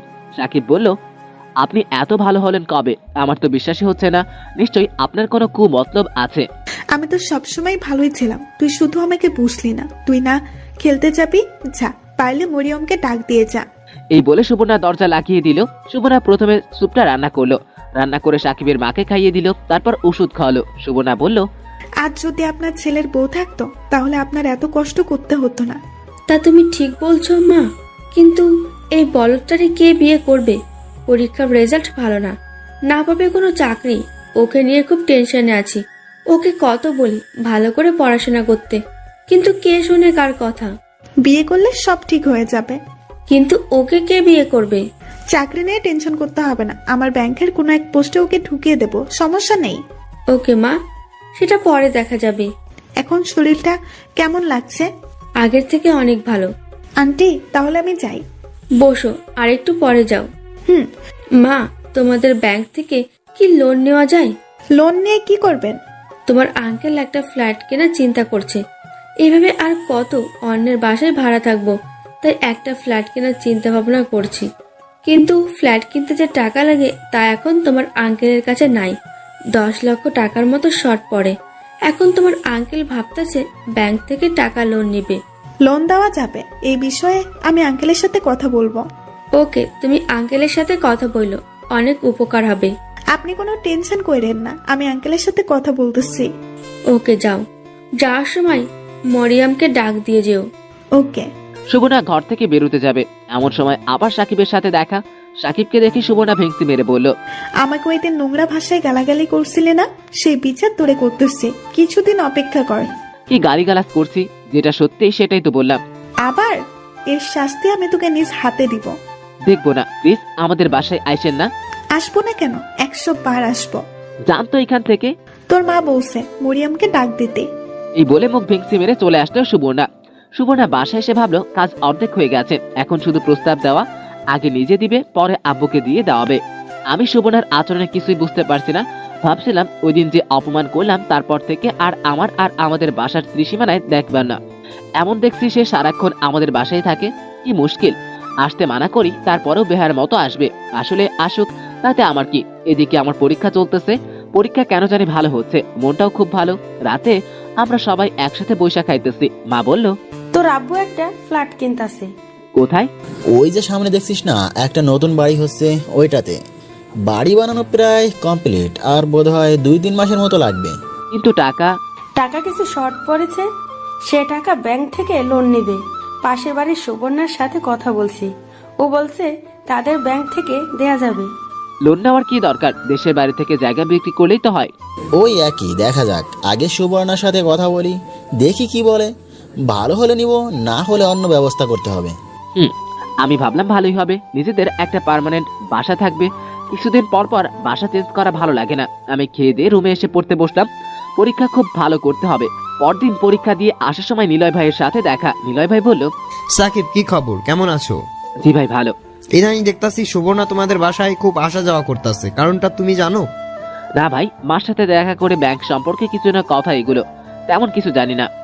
ওরে বেশি আশ্রয় দিও না, তোমার জীবন শেষ করে ফেলবে। কিন্তু ভাই আমি শুনলাম আপনার সাথে তার বিয়ে হওয়ার কথা, কিন্তু বিয়ে দেখি হলো না। আরে ওই মেয়েটাকে কে বিয়ে করতে যাবে? সে আমার জীবনটা শেষ করে দিয়েছে। সে এত পরিমাণ জ্বালাইছে আমারে, তা বলে শেষ করা যাবে না। আমি ভাবছিলাম বিয়ের পর জানি আমার কি করবে, সেই ভাই আমি তাকে বিয়েই করি নাই। কিন্তু ভাই আমরা তো শুনলাম বয়স বেশি হওয়ার কারণে আপনি তাকে বিয়ে করেননি। সেটাও একটা কারণ আছে, কিন্তু সে আমাকে খুব পেয়ারা দিত। কিন্তু তার কাছে আপনি সারা জীবন ঘৃণার পাত্র হয়ে থাকবেন। আরে ছোট ভাই, জীবনে এরকম কিছু সমস্যা আসবেই, সেটা কোনো প্রবলেম না। তোমাকে আমি একটা সাজেশন দেই, তাকে সবসময় এড়িয়ে চলবা, না হলে তোমার জীবন শেষ করে দিবে। ওকে ভাই। আমি বাসায় আসলাম, এসে দেখি সুবর্ণা আম্মুর সাথে জমিয়ে আড্ডা দিচ্ছে। আমি আমার রুমে চলে আসলাম। নিলয় ভাইয়ের কথা শুনে মনে পড়ছে সুবর্ণা খুব প্যারা দেয়। সেটা ঠিক, কিন্তু বয়স কোনো ফ্যাক্টর না। আমি বুঝতে পারছি না সুবর্ণা চাচ্ছেটা কি। সারাক্ষণ মায়ের সাথে থাকে, ধুর সেসব দেখে লাভ নাই। আমি আমার মতো থাকি। পরীক্ষা শেষ হলো, পরীক্ষা সবগুলো ভালো হলো, মনটাই অন্যরকম লাগছে। কলেজ থেকে বন্ধ দিছে, এখন ভাবছি কিছুদিন শান্তি মতো রেস্ট করতে পারবো আর ঘুরতে পারবো। পরীক্ষা যেদিন শেষ করলাম পরদিন আব্বা এসে বলল, কি রে, তোর তো পরীক্ষা শেষ, যা তো গ্রামের বাড়ি থেকে ঘুরে আয়। কেন, সেখানে কোনো কাজ আছে? জমিগুলো দেখে আসবি। মোট কতটুকু জমি আছে সেগুলো মাপতে হবে আর হিসেব করতে হবে। কত লক্ষ টাকার জমি আছে, ফ্ল্যাটের জন্য টাকা বের করতে হবে। তাই চিন্তা করলাম জমিটুকু বিক্রি করে ফেলি। কখন যাব? এখন চলে যা, আজকে সারা রাত থাইকা পরের দিন সন্ধ্যায় সেখান থেকে রওনা দিস। ওকে। আমি রেডি হয়ে গ্রামের বাড়ির উদ্দেশ্যে রওনা দিলাম। সুবর্ণা পরদিন ঠিক করলো সাকিবের মাকে বলবে। যথারীতি দুপুরের পর সুবর্ণা সাকিবের বাসায় এসে হাজির। সাকিবের মা সুবর্ণাকে দেখে অনেক খুশি হলো। সুবর্ণা বলল, এই নিন আন্টি। সুবর্ণা আসার সময় শুটকির ভর্তা নিয়ে আসছিল। সাকিবের মা দেখে খুব খুশি হলো। সুবর্ণা বলল, আন্টি একটা কথা বলার ছিল, কিন্তু সাহস হচ্ছিল না। সাহসের কি আছে? তুমি তো আমার মেয়ের মতোই, বলো কি বলবা। কি করেছে বলি? আরে বলো তো, লজ্জার কি আছে? আন্টি, সাকিবকে আমি বিয়ে করতে চাই। আন্টি সুবর্ণার এমন কথায় স্তব্ধ হয়ে গেল। কিছুক্ষণ সুবর্ণার মুখের দিকে তাকিয়ে থাকে। সুবর্ণা বোকা মেয়ের মতো মাথা নিচু করে বসে রইল। সাকিবের মা বলল, কিন্তু মা, সাকিবের তো বিয়ের বয়স হয় নাই। আন্টি, ওর বয়স কত? 22 হবে হয়তো। আন্টি, বিয়ে করার একদম পারফেক্ট সময়। কিন্তু মা, সে এখনো পড়াশোনা করে, তোমাকে খাওয়াবে কি?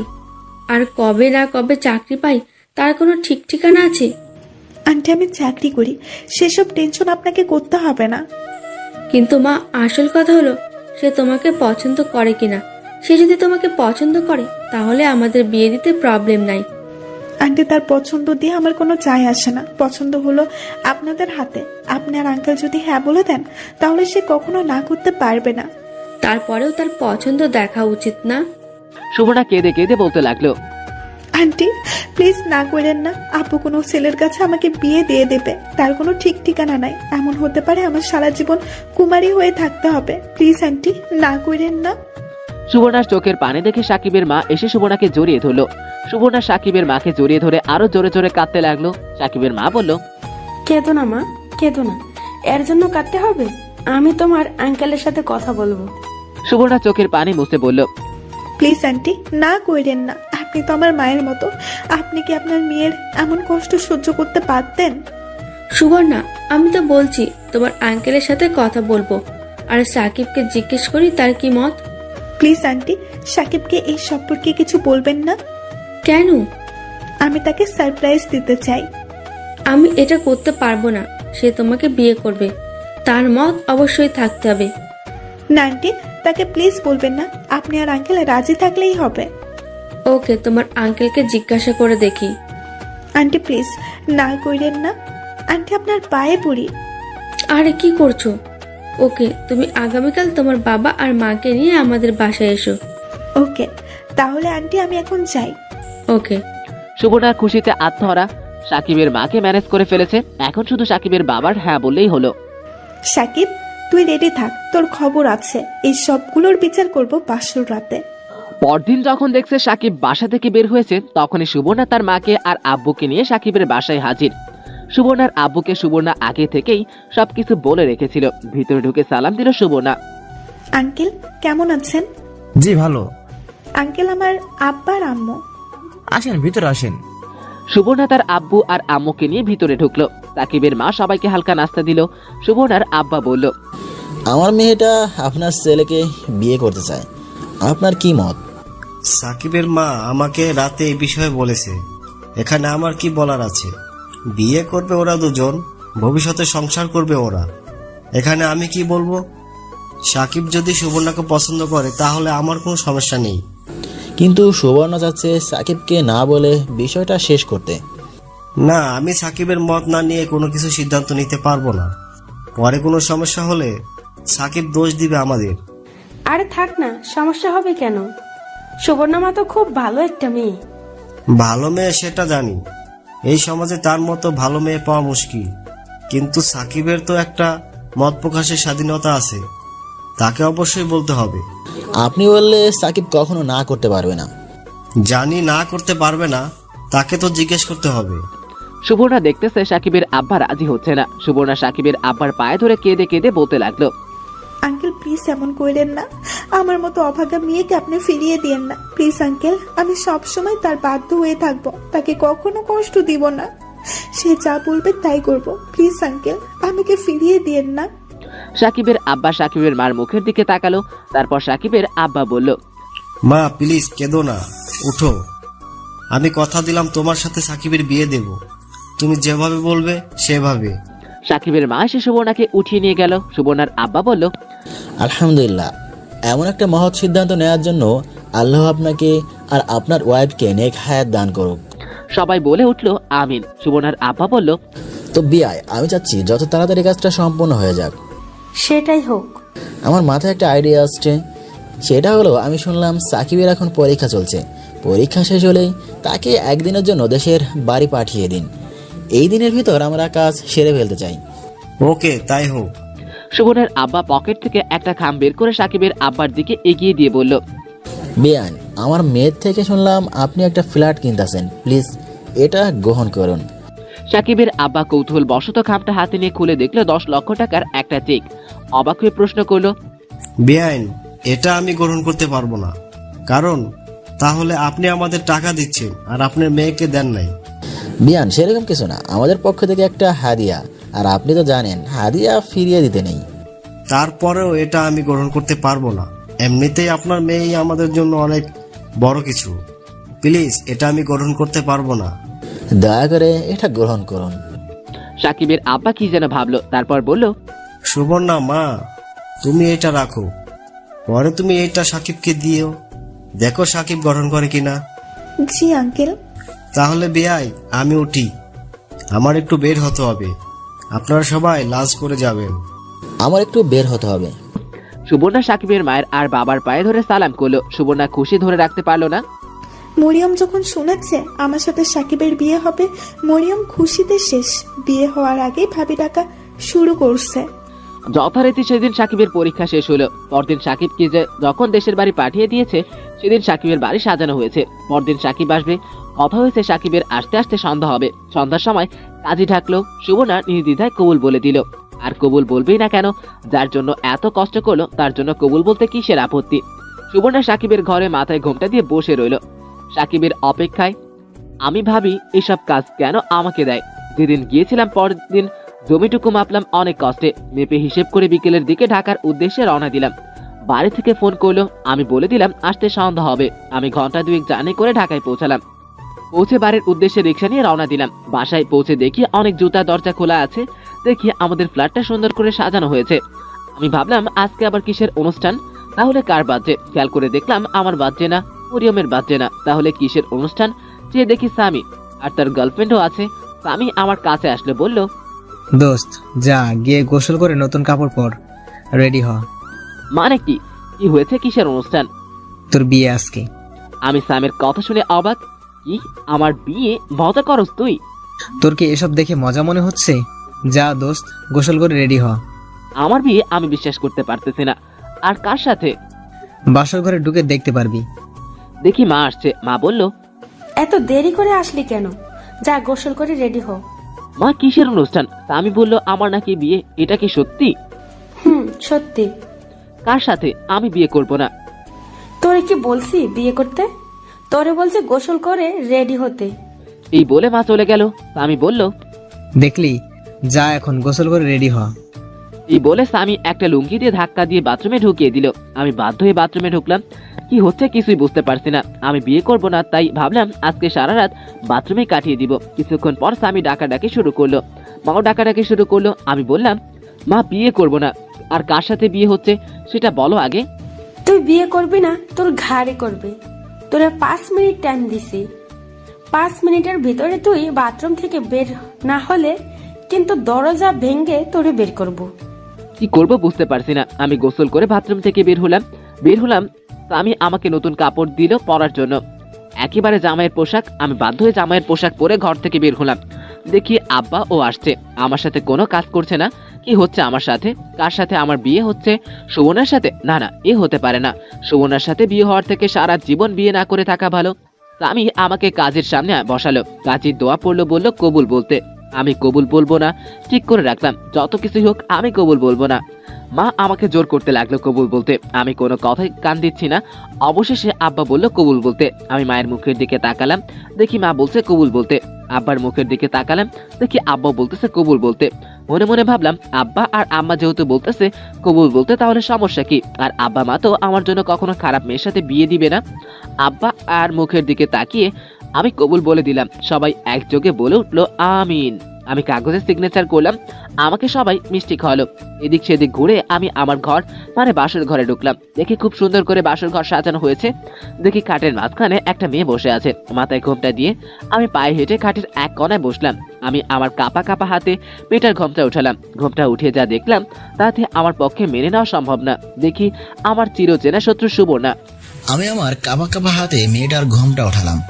ঘোমটা উঠিয়ে যা দেখলাম তা আমার পক্ষে মেনে নেওয়া সম্ভব না। দেখি আমার চিরচেনা শত্রু সুবর্ণা। আমি অজ্ঞান হয়ে যাওয়ার মতন অবস্থা। আমি কাকে দেখতেছি? আমি যেন বিশ্বাসই করতে পারতেছি না। আমার শরীর থেকে টপ টপ করে ঘাম বের হচ্ছে। আমি বললাম, আপনি এখানে কেন? আমি থাকবো না তো অন্য কেউ থাকবে? আমি এই বিয়ে মানি না। আমি এখনই আব্বাকে বলছি। সুবর্ণা আমার পাঞ্জাবির কলার ধরে বলল, কোথায় যাও চান্দু? তোমার খবর আছে। প্লিজ আপু, আমাকে ছেড়ে দেন। তুই এত দেরি করস কেন? আমি সেই কখন থেকে বসে আছি। প্লিজ আপু, আমাকে ছেড়ে দেন। আমি আর জীবনেও আপনার সামনে আসবো না, আপনাকে গালি দিব না। আমি লুচ্চা? নীলই আমাকে খেয়ে দিয়েছে। আর কি কি জানি বলছিলি? জীবনে আর বলবো না, প্লিজ আমাকে ছেড়ে দেন। ছেড়ে দিব একটা শর্তে। আপনি যা বলবেন তাই করব। সুবর্ণ আমার পাঞ্জাবির কলারটা ছেড়ে বলল, এইদিকে আয়, আমার কাছে আয়, একেবারে আমার সাথে লেগে বস। আমি সুবর্ণার সাথে লেগে বসলাম। একজনের শরীর আর একজন অনুভব করতে পারছিলাম। সুবর্ণা বলল, আমার শরীর থেকে গয়নাগুলো খুলে দে তো। আমি কাপা কাপা হাতে গয়নাগুলো খুলে দিলাম। সুবর্ণা বলল, বল আমাকে কেমন লাগছে? খুব সুন্দরী, আসলেও খুব সুন্দরী। আমি তোকে মাফ করে দেব একটা কাজ করলে। কি কাজ? নিজের ইচ্ছায় আমার ঠোঁটে কিস কর। সুবর্ণা বলে কি? নিজের ইচ্ছায় কিস করতে? পাগল নাকি? এই সুবর্ণাকে কিস করতে যাবো আমি? আমার শরীর রাগ উঠতেছে। আমি বললাম, রাখেন আপনার কিস, রাখেন আপনার শর্ত, যত সব ফালতু। আর আমি আপনাকে বিয়ে করছি কে বলছে? চুপ, আস্তে কথা বল। আসতে বলবো কেন? আর আপনি একটু সুন্দরী না, আপনি কালো ভূত, একবারে পেতনি। এবার কিন্তু বাড়াবাড়ি হয়ে যাচ্ছে। বাড়াবাড়ি হলেও তাতে আমার কি? ওকে বুঝছি, তোর মাথা ঠিক নেই। শোন, তুই বাথরুমে গিয়ে ফ্রেশ হয়ে আয়। এই নে কাপড়। আমি হাত থেকে কাপড় নিয়ে ওয়াশরুমে চলে গেলাম। বের হলে সুবর্ণা বলল, এই নে শুয়ে পড়। সুবর্ণার পাশে বালিশ দিয়ে বলল, পাগল নাকি? আপনার সাথে আমি শুভ? জীবনেও না। আপনার তো চরিত্রই ভালো না, পরে কি জানি কি করেন। এমন কথা শুনে সুবর্ণার মুখটা কালো হয়ে গেল। মনে হয় অনেক কষ্ট পেয়েছে। কষ্ট পেলে পাক, তাতে আমার কি? যে যেমন তার সাথে তেমনই হওয়া উচিত। সুবর্ণা মুখটা কালো করে কাপড় পাল্টাতে লাগলো। আমি একটা বালিশ নিয়ে নিচে শুয়ে বললাম। কিছুক্ষণের মধ্যে চোখে ঘুম চলে আসলো। সকালে ঘুম থেকে উঠেই দেখি সুবর্ণা আমাকে জড়িয়ে ধরে শুয়ে আছে। এমনভাবে শুয়ে রয়েছে, নড়তে পারছিলাম না। আমি তাকে ডাক দিলাম, এভাবে শুয়ে আছেন কেন? ওঠেন, আমাকে উঠতে দিন। আর একটু ঘুমা। আমাকে জড়িয়ে ধরেছেন কেন? আল্লাহ জানে রাতে আমার সাথে কি করেছেন। সারেন বলছি। আজ আমার আর তোর বাসর রাত। এই দিনে যদি দুইজন আলাদা শুই খুব খারাপ দেখাবে। এই জন্য প্রথম দিনে তোর সাথে শুয়েছি। খারাপ হলে হোক, আপনাকে কে অধিকার দিয়েছে আমার সাথে শোয়ার? ওঠেন ওঠেন। সুবর্ণা উঠে চলে গেল বাথরুমে। এই রুমের সাথে একটা অ্যাটাচ বাথরুম আছে, যেটা শুধু এই রুমের মানুষ ব্যবহার করতে পারবে। আমি বিছানায় উঠে শুয়ে রইলাম। সুবর্ণা বাথরুম থেকে বের হয়ে বলল, কিরে আরো ঘুমাবি? যা ফ্রেশ হয়ে নে, আমি চা নিয়ে আসছি। আমার যেটা মনে চায় করব, সেটা আপনাকে নিয়ে ভাবতে হবে না। আপনি আপনার নিজের চরকায় তেল দিন। তুই মুখে মুখে তর্ক করস কেন? আমি কি তোর খারাপ বলছি? করবো, 100 বার করবো। আপনি আমাকে আদেশ দেওয়ার কি? দেখেন আপু, আমার উপর অধিকার খাটাতে আসেন না। ওকে, তোর যা ইচ্ছা কর। এই বলে সুবর্ণা বের হয়ে চলে গেল ঘর থেকে। আমি বাথরুমে ঢুকে ফ্রেশ হয়ে বিছানায় শুয়ে বললাম। সুবর্ণা চা নিয়ে আসলো। আমি বললাম, আমি চা খাবো না। চা খাবি না তো কি সিগারেট খাবি? হুম। এখন থেকে যদি সিগারেটের নাম মুখে উঠেছে, তোর এই মুখ আমি পুড়িয়ে ফেলবো। দেখবো নে, আমি এখন গিয়ে সিগারেট খাবো। দাঁড়া, তোর আব্বাকে বলতেছি। না না আপু, আব্বাকে বললেন না। এখন চা খা। সুবর্ণা চা দিয়ে একটা কাগজ আমার দিকে দিয়ে বলল, নে এটা ধর। কি এটা? আমি খুলে দেখলাম 10 লক্ষ টাকার একটা চেক। আমি বললাম, এটা কিসের জন্য? এটা আমার আব্বা তোর আব্বাকে উপহার দিয়েছিল, কিন্তু তোর আব্বা নেয়নি। এখন আমি কি করব? এটা তুই তোর আব্বাকে দিস। দেখো, একে তো আপনাকে আমার ভালো লাগে না, দ্বিতীয়ত এটা আমি নিব না, কারণ পরে কিছু হলে আমাকে এই টাকার খোটা দিবেন। এমন ফালতু কথা বলিস কেন? এটা উপহার, যৌতুক না। তারপরেও এটা আমি নিতে পারবো না। এমন করিস না সাকিব, তোর আব্বার এখন টাকাটা দরকার। তোরা না ফ্ল্যাট কিনবি, সেজন্য তোদের টাকাটা দরকার। সেই চিন্তা আপনাকে করতে হবে না। প্লিজ টাকাটা নিয়ে তোর আব্বাকে দে, না হলে তোর আব্বাকে ব্যাংক থেকে ঋণ নিতে হবে। পরে ঋণ না শোধ করতে পারলে ঋণের বোঝা আরো বাড়বে। প্লিজ না করিস না, তোর আব্বার টাকাটা দরকার। ওকে দিওয়ানে। তাহলে আমি চাই তুই চা খা। আমি চা খেলাম, চা খেয়ে কি করব? কলেজ বন্ধ, কোথায় ঘুরতে যাব সেটাও সম্ভব নয়। ভাবলাম সুবর্ণা আসুক, তার সাথে মজা করা যাক। আমি বসে বসে ব্যালকনিতে গিয়ে বাজাইতেছি। কিছুক্ষণ পর সুবর্ণা আসলো আর বলল, কিরে তুই গিটার বাজাইতেছস? জানিস না গিটার বাজানো ভালো না? জানি। তাহলে বাজাস কেন?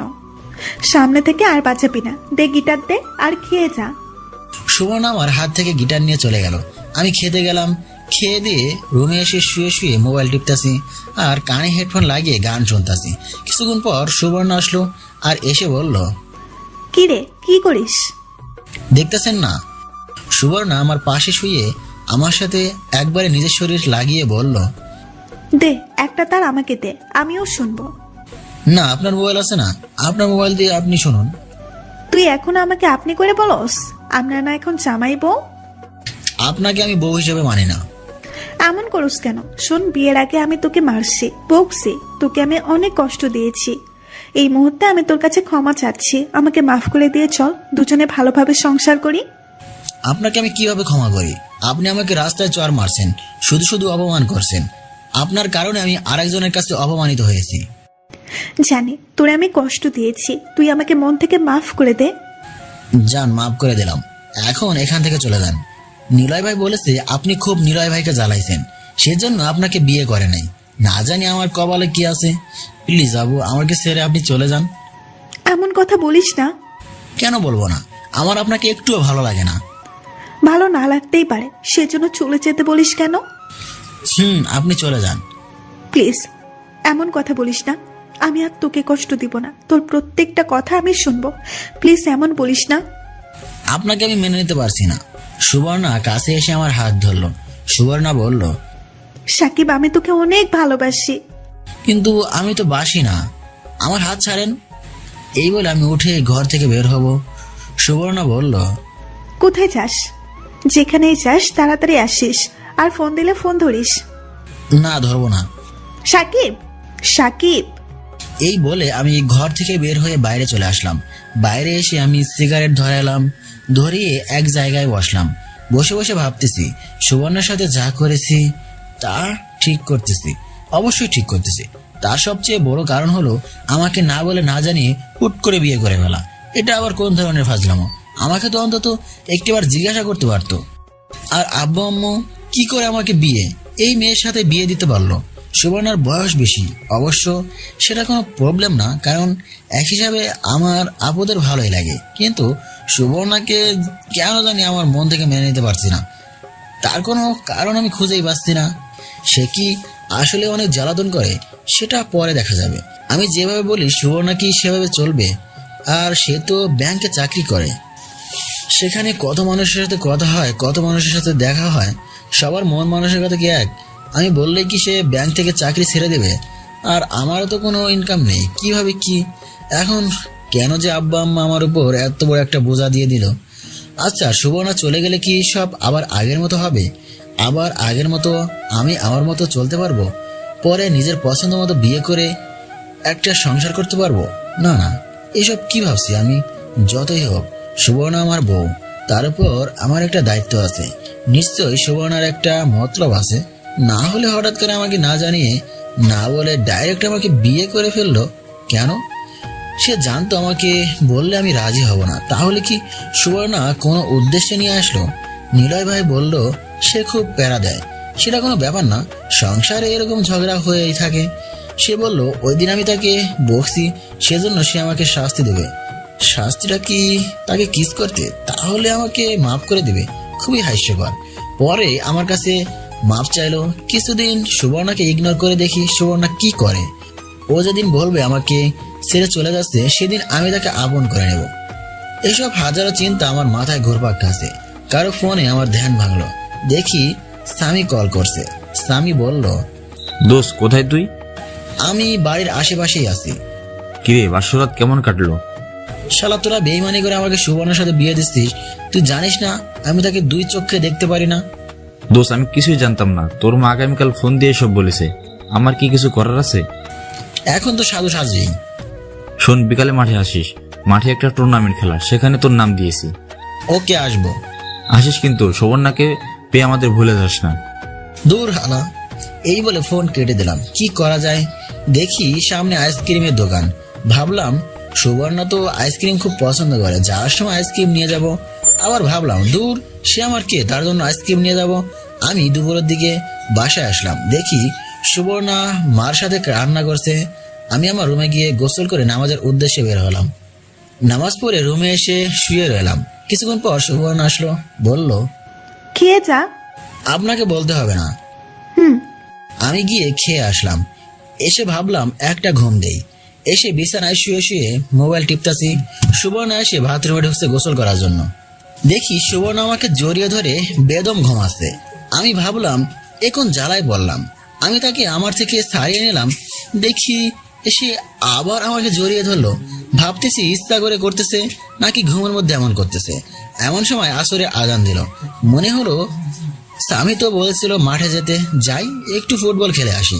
আমি বিছানা থেকে নেমে বাথরুমে ঢুকে ফিরে এলাম। তারপর ট্রাউজার পরে রেডি হলাম বাইরে যাওয়ার জন্য। এমন সময় সুবর্ণা বলে উঠল, কোথায় যাস? খেলতে। যাস না, আমার সাথে শুয়ে থাক, আমার ভালো লাগছে না। আপনার সাথে শুতে আমার বয়েই গেল। আর একটু পরে যা। কেন? আমাকে একটু জড়িয়ে ধরে শুয়ে থাক, আমার ভালো লাগছে না। পাগল নাকি? ভালো লাগছে না তো আমি কি করব? এমন করিস কেন? আমার কষ্ট লাগে। এই বলে সুবর্ণা বিছানা থেকে উঠে এসে আমাকে শক্ত করে জড়িয়ে ধরলো। আমি বললাম, আরে কি করছেন? কেউ দেখে ফেলবে তো। দেখলে দেখুক। ছাড়েন বলছি। না, ছাড়বো না। ছাড়বো, আগে আমাকে জড়িয়ে ধর। দূর। এই বলে আমি ধাক্কা দিয়ে তাকে ছাড়িয়ে নিলাম। ঘর থেকে বের হয়ে আসলাম। আসতে আসতে ভাবতে লাগলাম, এখন মেয়ের পাল্লায় পড়লাম আমি। আসলে তার কি দোষ? সবাই তো বিয়ের পর এগুলো করে, কিন্তু আমার কেন জানি তাকে ভালো লাগে না। মন চায় তার থেকে দূরে দূরে থাকতাম। বউ হলেই কি, অথচ অন্য কোনো মেয়ের প্রতি আমার কোনো ইন্টারেস্ট নাই। যাকে দেখি সুবর্ণার চেয়ে সুন্দরী না। যাই হোক, এসব ভাবতে ভাবতেই আমি মাঠে চলে আসলাম। খেলাধুলা করে বাসার উদ্দেশ্যে রওনা দিলাম। বাসায় এসে ফ্রেশ হলাম, দেখি সুবর্ণা নাই। মাকে জিজ্ঞাসা করলে বলে সাদি গিয়েছি মরিয়মের সাথে। ভাবলাম সাদি কি করে এত মানুষের মাঝে? তোর সেসব ভেবে লাভ নাই, ও যেটা মনে চায় সেটাই করুক। মাগরিবের নামাজ পড়ে রুমে আসলাম, দেখি মার সাথে কি যেন করতেছে। আমি রুমে এসে একটা গল্পের বই পড়তেছি। এমন সময় সুবর্ণা সেমাই নিয়ে রুমে প্রবেশ করলো আর বলল, নে, সেমাইটা খেয়ে নে। খাবো না। তুই না জীবনেও ভালো হবি না। এদিকে আয়, আমি খাইয়ে দেই। আমার সাথে এরকম করতে আইসেন না, আমি খাবো না। সুবর্ণা গরম সময় চামচ দিয়ে ফু দিয়ে ঠান্ডা করে মুখের কাছে এনে দিল আর বলল, হা কর। না। হা কর বলছি। না। সুবর্ণা অনেকক্ষণ ধরে চামচ আমার মুখের সামনে দিয়ে ধরে রাখলো। আমার হা করা আশায় দেখি আমি হা করছি কিনা। তারপর সে নিজেই সেটা খেয়ে ফেলে। দেখি তার চোখের কোণায় পানি। মনে হয় কষ্ট পেয়েছে। কষ্ট পেয়েছে আমার কি? সেমাই রেখে এসে বলল, সাকিব, তুই কি আমার উপরে রাগ করে আছিস? না, রাগ করে থাকবো কেন? তাহলে তুই আমার সাথে এমন করিস কেন? তোর কাছে তো আমি মাপ চাইছি। আমার আপনাকে ভালো লাগে না। প্লিজ আবু, আপনি চলে যান, আমাকে একা থাকতে দিন। সাকিব, এমন কথা বলিস না, আমার অনেক কষ্ট লাগে। কোথায় কষ্ট লাগে আপনার? আমার মনে হয় আপনার পেটে কষ্ট লাগে। সাকিব, কি আপু? তুই এখন আমাকে আপনি করে বলিস কেন? তুমি করে বল, আমরা তো জামাই বউ। কিন্তু আমি তো বউ হিসাবে মানি না আপনাকে। এমন করলে কিন্তু আমি চলে যাব। যান, তাতে আমার কি? সত্যি কিন্তু আমি চলে যাব। যান, আপনি গেলে আমি বাঁচি। হঠাৎ দেখবি আমি একদিন চলে যাব। হঠাৎ কেন? এখনই চলে যান। সুবর্ণা কাঁদা শুরু করলো। কাঁদতে কাঁদতে শুয়ে বলল। আমিও না শোনার ভান করে বই পড়তাছি। সুবর্ণা বলল, আমি আগামীকাল থেকে ব্যাংকে যাব। যান। তোর কলেজ খুলবে কবে? জানি না। চল না, কোথাও ঘুরতে যাই। আপনার সাথে আমি কোথাও যাব না। কেন? এমনি ভালো লাগে না। চল না যাই, দেখবি ভালো লাগবে। না, আমি কোথাও যাব না। ওকে। এই বলে সুবর্ণা বাইরে চলে গেল। কিছুক্ষণ পরে এসে বলল খেয়ে যাইতে। আমি খেয়ে দিয়ে শুয়ে রইলাম, চোখে ঘুম আসতেছে। দেখি সুবর্ণা ঘরে ঢুকে দরজা বন্ধ করে দিল আর আমার পাশে এসে শুয়ে পড়ল।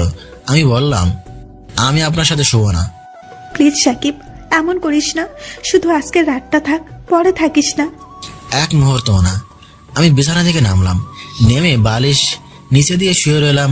সুবর্ণা উপরে শুয়ে রইল। আমি অনেকক্ষণ এদিক সেদিকে করে ভাবলাম, যাই আজকে রাতটা সুবর্ণার সাথে শুই। এইভাবে আমি সুবর্ণার পাশে শুয়ে পড়লাম, পেছন থেকে তাকে জড়িয়ে ধরলাম আর কানে কানে বললাম, শুধু আজকে রাতের জন্য। সুবর্ণা আমার দিকে ফিরে একটা মুচকি হাসি দিল আর আমাকে শক্ত করে জড়িয়ে ধরলো। আর একটা পা আমার শরীরের উপর উঠিয়ে দিল। কিছুক্ষণ পর বলল, জানিস আমি কি চাই?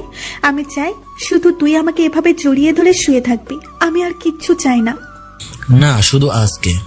ওকে। সুবর্ণা আমার মুখের দিকে তাকিয়ে আছে মায়া ভরা দৃষ্টিতে। সুবর্ণা একটা লেহেঙ্গা পরেছে আর উপরে কি জানি পরেছে, নাম জানি না। আর আমি বরাবরের মতো একটা শার্ট প্যান্ট আর একটা পাতলা গেঞ্জি। সুবর্ণা আমার বুকে তার মাথা রাখলো। দেখি তার ঠোঁট দুটো হালকা লিপস্টিক আছে। আমার কেন জানি ইচ্ছা করছে তার ঠোঁটে কিস করতে। আমি কিস করতে যাব, ভাবলাম একটু বেশি হয়ে যাচ্ছে না, এইটুকুই থাক। আমিও তাকে শক্ত করে জড়িয়ে ধরে ঘুমিয়ে পড়লাম। সকালে ঘুম থেকে উঠে দেখি সুবর্ণা পাশে নাই। আমি কিছুক্ষণ শুয়ে থাকলাম। একটু পর সুবর্ণা চা নিয়ে আসলো। আমি ফিরে শুয়ে চাটা খেয়ে গেলাম আব্বুর কাছে ওই টাকার চেকটা নিয়ে। আমি আব্বার কাছে গিয়ে বললাম, এই নিন, সুবর্ণা আমাকে এই চেকটা দিয়েছে। যেহেতু চেকটা নিয়েছিস, টাকাগুলো তুলে এনে দে, আমার আবার ফ্ল্যাটের জন্য টাকা জমা দিতে হবে। ওকে। আমি রুমে এসে দেখি সুবর্ণা ব্যাংকে যাওয়ার জন্য রেডি হচ্ছে। আমি বললাম, আমিও তোমার সাথে যাব। কোথায়? ব্যাংকে টাকাগুলো তোলার জন্য। ওকে। দেখি সুবর্ণা বোরকা পরছে, কিন্তু মুখে নেকাব নাই। আমি কিছু বললাম না, ভাবলাম ও যেভাবে মন চায় চলুক, তাতে আমার কিছু যায় আসে না। দুজন এক রিক্সায় গিয়ে উঠলাম। রিক্সার মধ্যে সুবর্ণা আমার হাত ধরে রাখলো। ব্যাংকের সামনে এসে দুজন নেমে ব্যাংকের ভিতর প্রবেশ করলাম। সুবর্ণা গিয়ে সুবর্ণার চেয়ারে বসলো। আমাকে বলল চেকটা দিতে। আমি চেকটা দিয়ে দিলাম। কিছুক্ষণ পর টাকা নিয়ে আসলো। সুবর্ণা বলল, 3টার দিকে আয়সা আমাকে নিয়ে যাস। পারবো না। কেন পারবি না? এমনি।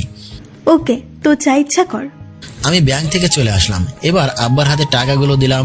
রুমে এসে শুয়ে শুয়েই বই পড়তাছি আর ভাবতেছি, সুবর্ণা এখন হারে হারে বুঝতে পারবে সাকিবের মতো না নিয়ে বিয়ে করে নিজের পায়ে কোড়াল মারছে। ভাবছিল বিয়ের পর সাকিব সুবর্ণার কথা মতো চলবে, কিন্তু এখন দেখা যাচ্ছে সুবর্ণা মাপ চেয়ে কুল পাচ্ছে না। কি করলে সাকিব সুবর্ণার কথা মতো চলবে, সুবর্ণার মনের কথা বুঝবে, সুবর্ণার কষ্ট বুঝবে, সেটাই সুবর্ণা খুঁজে পাচ্ছে না। তার সাথে কথা বললে খালি বলে চলে যেতে। এই কথা বললে সুবর্ণার অনেক কষ্ট লাগে। সাকিব কি বুঝে না সুবর্ণার কষ্ট? মনে হয় বুঝে না বোঝার ভান করে। সুবর্ণা নিয়ত করলো সাকিব যতই কষ্ট দিক, সাকিবকে ছেড়ে কোথাও যাবে না, কারণ সুবর্ণা সাকিবকে অনেক ভালোবাসে। সাকিব ভালোবাসে কিনা জানি না, কিন্তু সুবর্ণা এখন কাজে মন দিয়েছে। কিছুক্ষণ পর এক পিএস এসে বলে গেল স্যারের রুমে যেতে মিটিং আছে। সুবর্ণা স্যারের রুমে গিয়ে দেখে কেউ নাই। সুবর্ণা ভাবলো আমার একা আবার কিসের মিটিং। অফিসে ঢুকে সালাম দিল। অফিসের স্যারটা খুব হ্যান্ডসাম। শুনছে বিয়ে হয়ে বলে ডিভোর্স হয়ে গেছে। সেসব দেখে লাভ নাই, কি জন্য ডাকছেন সেটা শুনি। তখন স্যার বলল, সুবর্ণা কেমন আছো? জি স্যার, ভালো। তুমি বললে বিয়ে করেছো? জি স্যার। ছেলে কি করে? পড়াশোনা করে। ভালো। জি স্যার। কিছুদিন তো ছুটি কাটালেন, এখন কাজে মন দিন। জি স্যার। যাও কাজ যাও। জি স্যার। সুবর্ণা স্যারের কাজ কারবার কিছুই বুঝলো না। কোনোদিন তো আমার ফ্যামিলি নিয়ে আর পার্সোনাল বিষয় নিয়ে জিজ্ঞাসা করছে না। আজ এসব প্রশ্ন কিছুই বুঝলো না সুবর্ণা। যাই হোক, সুবর্ণা কাজে মন দিল। কাজ শেষ হলে ভাবছে সাকিবকে ফোন দিল। অনেকক্ষণ পর ফোন ধরলো। কোথায় তুই? বাসায়। কেন? চল না কোথাও ঘুরতে যাই। আপনি এখন কোথায়? ব্যাংক থেকে বের হচ্ছি। ব্যাংক থেকে বের হয়ে দেখেন আশেপাশে কোনো রিক্সা আসেনি। থাকলে সোজা বাসায় চলে আসেন, 1 মিনিট দেরি না করে। ওকে, আসতেছি। আপনি আসলে আমি বাইরে যাব। কোথায় যাবি? খেলা আছে। কেন ওইখানে না গেলে হয় না? কবে জানি তোর পা ভাঙে। আরে ভাঙবে না, তাড়াতাড়ি আসেন। ওকে। সুবর্ণা ভাবলো সাকিবের এইটুকুই কথাতে কেন জানি ভালো লাগছে। সাকিব বলছে তাড়াতাড়ি বাসায় যেতে, এটাই সুবর্ণার জন্য অনেক কিছু। সুবর্ণা রিক্সা নিয়ে বাসার উদ্দেশ্যে রওনা দিল। আমি শুয়ে শুয়ে গল্পের বই পড়তাছি। বই পড়তে পড়তে আমার চোখে ঘুম চলে আসলো। দরজায় টোকায় ঘুম ভাঙলো দেখি সুবর্ণা এসে দরজা লাগিয়ে দিল। এসেই আমার সামনে কাপড় পাল্টাতে শুরু করলো। আমি বললাম, আরে আরে কি করছেন? আমি আসি দেখছেন না? তুই আছিস তো কি হয়েছে? তুই দেখলে সমস্যা কি? তোর জন্যই তো সব। আরে পাগল নাকি? আমি একজন ছেলে। জানে তুই ছেলে, তুই আমার জামাই। তো এইসব জামাই দেখবে না তো কি অন্য কেউ দেখবে? দূর, আপনি কাপড় পাল্টান, আমি ব্যালকনিতে গেলাম। ওকে যা।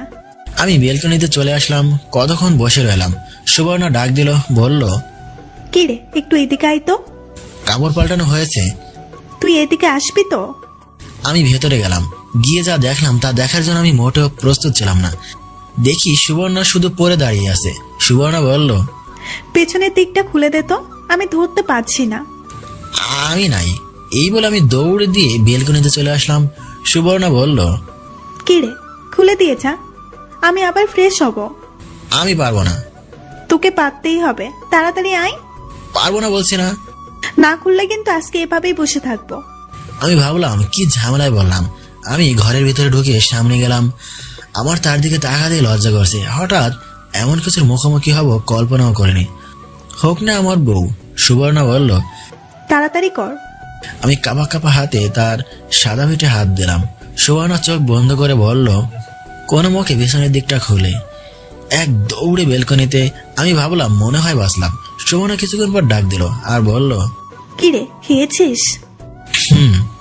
দে তো তোর মানি ব্যাগটা। মানি ব্যাগ দিয়ে কি করব? দে তো।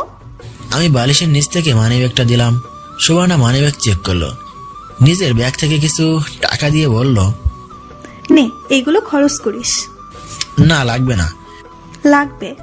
টাকাগুলো আপনার কাছেই রাখেন, আমি চেয়ে নিব। মানি ব্যাগ থাকলে আমি খরচ করে ফেলবো। ওকে। আমি ভাবলাম যাই খেলাধুলা করে আসি। ট্রাউজার পরে রেডি হয়ে বাইরে বের হওয়ার জন্য রেডি হলাম। সুবর্ণা বলল, কোথায় যাস? জানেন না? না, জানি না। আমি গেলাম। এই বলে আমি বের হয়ে চলে আসলাম। এভাবেই কিছুদিন চলে গেল। আমি পরে আর সুবর্ণার সাথে রাতে শুই নাই। সে অনেক রিকোয়েস্ট করেছিল, আমিও বেশি তাকে পাত্তা দেই নাই। সুবর্ণা কেন জানি আগের মতো এত কথা বলে না। সেও তার মতো থাকে, আমিও আমার মতোই থাকি। সেও তার কাজ করে, আমিও আমার কাজ করি। একদিন আমি কলেজ থেকে সুবর্ণার ব্যাংকের সামনে দিয়ে আসছিলাম। কেন জানি মনে হলো ব্যাংক থেকে ঘুরে আসি, সুবর্ণাকেও দেখে আসি। আর ও বলেছিল ব্যাংক থেকে গিয়ে ক্রেডিট কার্ড আনতে। তাই ভেবে আমি ব্যাংকের ভিতর ঢুকে সুবর্ণার ডেস্কে আসলাম। দেখি ও নাই। ব্যাপারটা কিছু বুঝলাম না, মনে হয় মিটিং করে। সেই ভেবে কিছুক্ষণ বসে রইলাম। অনেকক্ষণ হয়ে গেল, আসছে না। আমি পাশের একজনকে জিজ্ঞাসা করলাম, ভাই উনি কোথায় গিয়েছে? জানি না ভাই। কোথায় যেতে পারে আপনার মনে হয়? ইদানিং দেখতেছি বসের অফিসে বেশি যায়, সেখানে যেতে পারে। ভাই আপনার বসের অফিসটা কোথায়? 3 তলায়। ধন্যবাদ ভাই। ওয়েলকাম। আমি 3 তলায় গিয়ে বসের রুম বের করলাম। দেখি সুবর্ণা স্যারের সাথে কথা বলতেছে। আর একটু পর পর সুবর্ণা আর স্যার একে একে হাসি দিয়ে উঠতেছে। আমি কিছুই বুঝলাম না, তারা দুজন একা একা কিসের মিটিং করে। আমি আবার ওই ভাইয়ের কাছে গেলাম। দেখি ও খুব ব্যস্ত। আমি বললাম, ভাই একটু কথা বলা যাবে? একটু দাঁড়ান ভাই। ওকে। জি ভাই বলেন। ভাই আপনার নাম কি? আমার নাম সাদিকুল। সাদিকুল ভাই, ওনার কি সবসময় স্যারের রুমে মিটিং থাকে? ভাই অধিকাংশ সময় দেখি উনি স্যারের রুমে থাকে, তখন আমাদের কারোর মিটিং থাকে না। তারপরে উনি স্যারের সাথে বসে কিসের কথা জানি বলে। ভাই আপনি কে? আপনি তার সম্পর্কে এত কিছু জিজ্ঞেস করছেন কেন? উনি আমার ওয়াইফ। ভাই আপনার সাথে ওর বিয়ে হয়েছে? উনি এসে আমার সাথে হ্যান্ডশেক করলো। ভাই আমি এখন যাই, সুবর্ণা আসলে বললেন। আমি আসছি। ওকে ভাই। আমি ব্যাংক থেকে বের হয়ে বাসায় চলে আসলাম। আমি ভাবতেছি সুবর্ণার অন্য কোনো মতলব আছে, না হলে কাজ বাদ দিয়ে তার বস্ত্ররুমে গিয়ে বসে থাকে কেন? আর স্যারই বা কেমন? সুবর্ণার সাথে এত কথা কিসের? নিশ্চয়ই কোনো মতলব আছে। ভাবলাম সুবর্ণা আসলে জিজ্ঞাসা করব, আর ভাবলাম না। দেখি সুবর্ণা কি করে। সুবর্ণা এখন আর আগের মতো কেয়ার করে না। এখন কেন জানি তার থেকে বেশি আমার কষ্ট হয়। তার এমন চুপচাপ থাকা আমার কেন জানি ভালো লাগে না। কিছুক্ষণ পর সুবর্ণা বাসায় আসলো, ঘরে ডেকে বলল, তুই বলে ব্যাংকে গিয়েছিস? হুম। আসলে আমি একটা মিটিং এ ছিলাম, তুই ফোন দিতি। না থাক, ভাবলাম যদি তোমার মিটিং এ সমস্যা হয়। কি জন্য গিয়েছিলি? এমনি ওইদিকেই যাচ্ছিলাম, ভাবলাম তোমাকে দেখে যাই। হুম। দুপুরে কি খেয়েছো? তেমন কিছু না। তোমার বসের সাথে লাঞ্চ করছো তাই না? হুম। ভালো। এই নে তোর ভিসা কার্ড। সুবর্ণা আমার সাথে কথা বলছে আর ড্রেস চেঞ্জ করতে লাগলো। সুবর্ণা আমাকে বলল, দেখতেছিস না ড্রেস চেঞ্জ করছি, বাহিরে যা। না যাব না। ধুর, আমার লজ্জা করছে। ওকে যাও। আমি চোখ বন্ধ করলাম। অন্যদিন হলে বাইরে চলে যেতাম। ধুর। সুবর্ণা বাথরুমে ঢুকে গেল, বাথরুম থেকে ড্রেস চেঞ্জ করে বের হলো। সুবর্ণা বলল, কি রে, খেয়েছিস? না। কেন? তুমি আসলে ভাবছিলাম একসাথে খাবো, কিন্তু তুমি তো তোমার বসের সাথে খেয়ে এসেছো। দাঁড়া, আমি খাবার নিয়ে আসছি। না খাবো না। কেন? তুমি খেয়ে এসেছো তাই এখন আর রুচি হচ্ছে না। না, তোকে খেতে হবে। তুই না খেলে আজ থেকে তোর সাথে কথা নাই। ওকে, কথা বলো না। সাকিব, বলেন। এখনো কি আমি তোর পর? তোর সাথে কতদিন হয়ে গেল দুজন একসাথে থাকতেছি। এতদিন পর ছিলেন না, এখন আস্তে আস্তে বড় হচ্ছেন। পর হতে যাব কেন? আপনি তো বলেন। একটা কথা বলবো? বলেন। তাহলে আমার কাছে আয়, আমাকে ছড়িয়ে ধর, পরে বলবো। বললে বলেন, না হলে আমি গেলাম। আমার বলতে লজ্জা করছে, এদিকে আয় না। ওকে। আমি সুবর্ণার কাছে গিয়ে সুবর্ণাকে বুকে টেনে নিলাম। সুবর্ণা 2 হাত জড়িয়ে ধরে আর বলল, চল না, একটা বেবি নেই। আমি ভাবলাম সুবর্ণা কথা ঠিক বলছে, কিন্তু এখন সুবর্ণার গতিমতি কিছুই বুঝতে পারছি না। দেখি শেষমেশ কি হয়, পরে না হয় চিন্তা করব। আমি বললাম, দেখো এখন তো আমার কোনো কিছুই হয় নাই, মানে চাকরি পড়ালেখা চালিয়ে যেতে হবে, আর এখন সম্ভব নয়। আর কিছুদিন সময় দাও। ওকে, তোর যতদিন লাগে সময় নে, প্লিজ আমাকে ছেড়ে চলে যাস না। ওকে। এখন প্লিজ কিছু খেয়ে নে। ওকে যাচ্ছি। এই বলে সুবর্ণার ঠোঁটে ঠোঁট লাগিয়ে দিলাম। আমি কিস করতেই লাগলাম, সেও রেসপন্স দিতে লাগলো। 1 মিনিট পর ছেড়ে দিলাম, কিন্তু সে আবার এসে আমার ঠোঁটে কিস করতে লাগলো। কিছুক্ষণ পর ছেড়ে দিল। আমি বললাম, ওকে এখন তো খেয়েছি। এটাকে খাওয়া বলে? যা শয়তান। আমি একটু বাইরে যাব, টুর্নামেন্টের খেলা চলতেছে, আজকে আমরা খেলবো। আমিও যাব। তুমি গিয়ে কি করবে? তুমি মার সাথে রান্নাঘরের কাজে হেল্প করো। তোর খেলা দেখবো। ওকে। মার অনুমতি নিয়ে আসো, আর মরিয়মকেও সাথে নিয়ে যাও। ওকে। সুবর্ণা আমার সাথে বের হলো, সাথে মরিয়মও। মরিয়ম বলল, ভাই একটা মোবাইল কিনে দিস না। মোবাইল দিয়ে কি করবি এখন? আরো বড় হয়ে নে। দে না কিনে, কার্টুন দেখবো। তোর ভাবিকে বল। মরিয়ম সুবর্ণাকে বলল, ভাবি একটা মোবাইল কিনে দেন না। ধুর, তোমার ভাইকে বলো।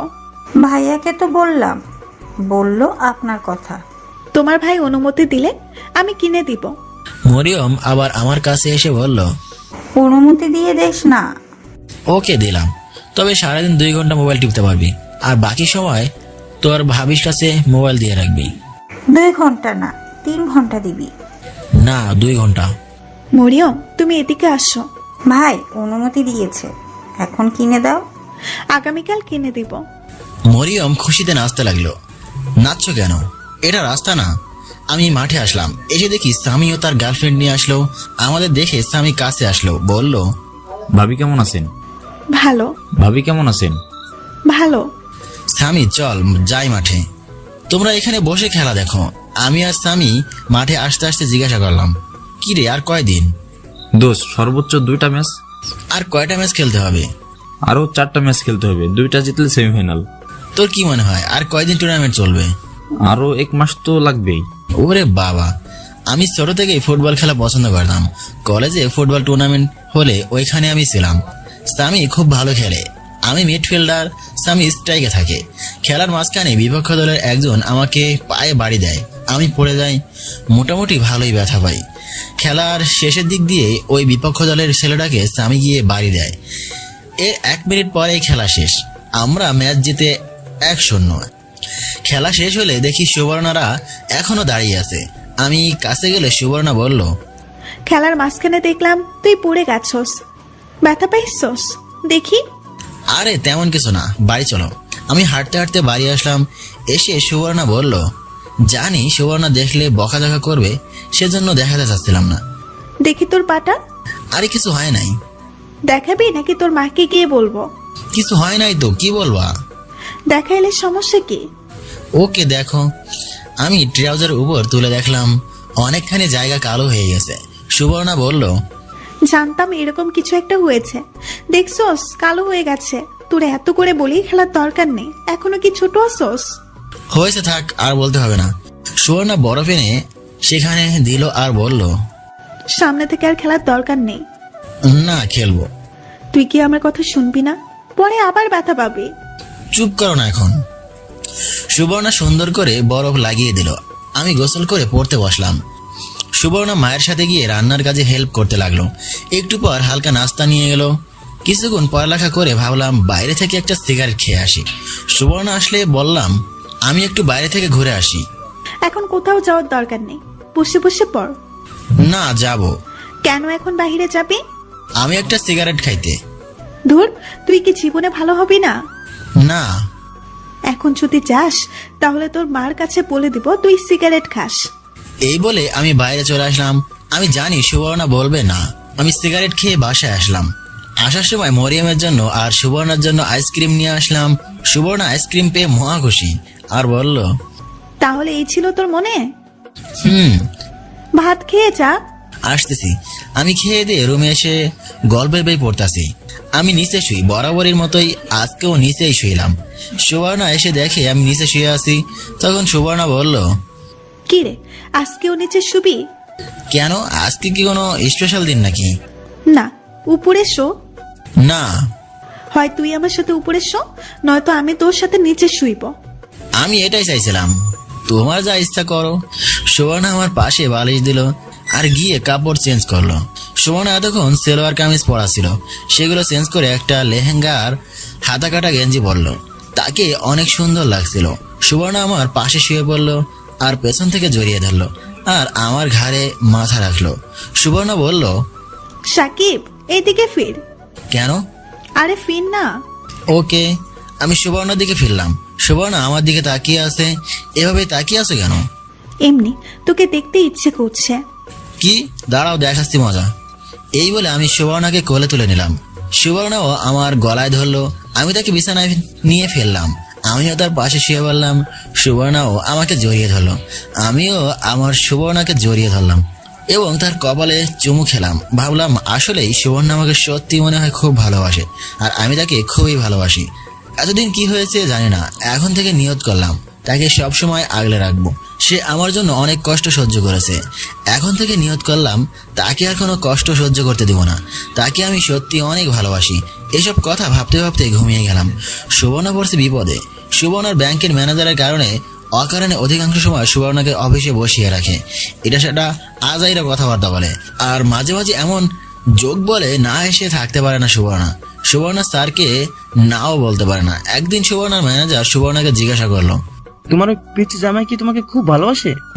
ওই সময় সাকিবের সাথে সুবর্ণার সময় খারাপ যাচ্ছিল, তাই সুবর্ণা বলল, ভালোবাসে স্যার। আমার মনে হয় ভালোবাসে না। আপনার এরকম মনে হয় কেন? দেখো, এসব আমরা পিছনে ফেলে এসেছি, সব বুঝি আমরা।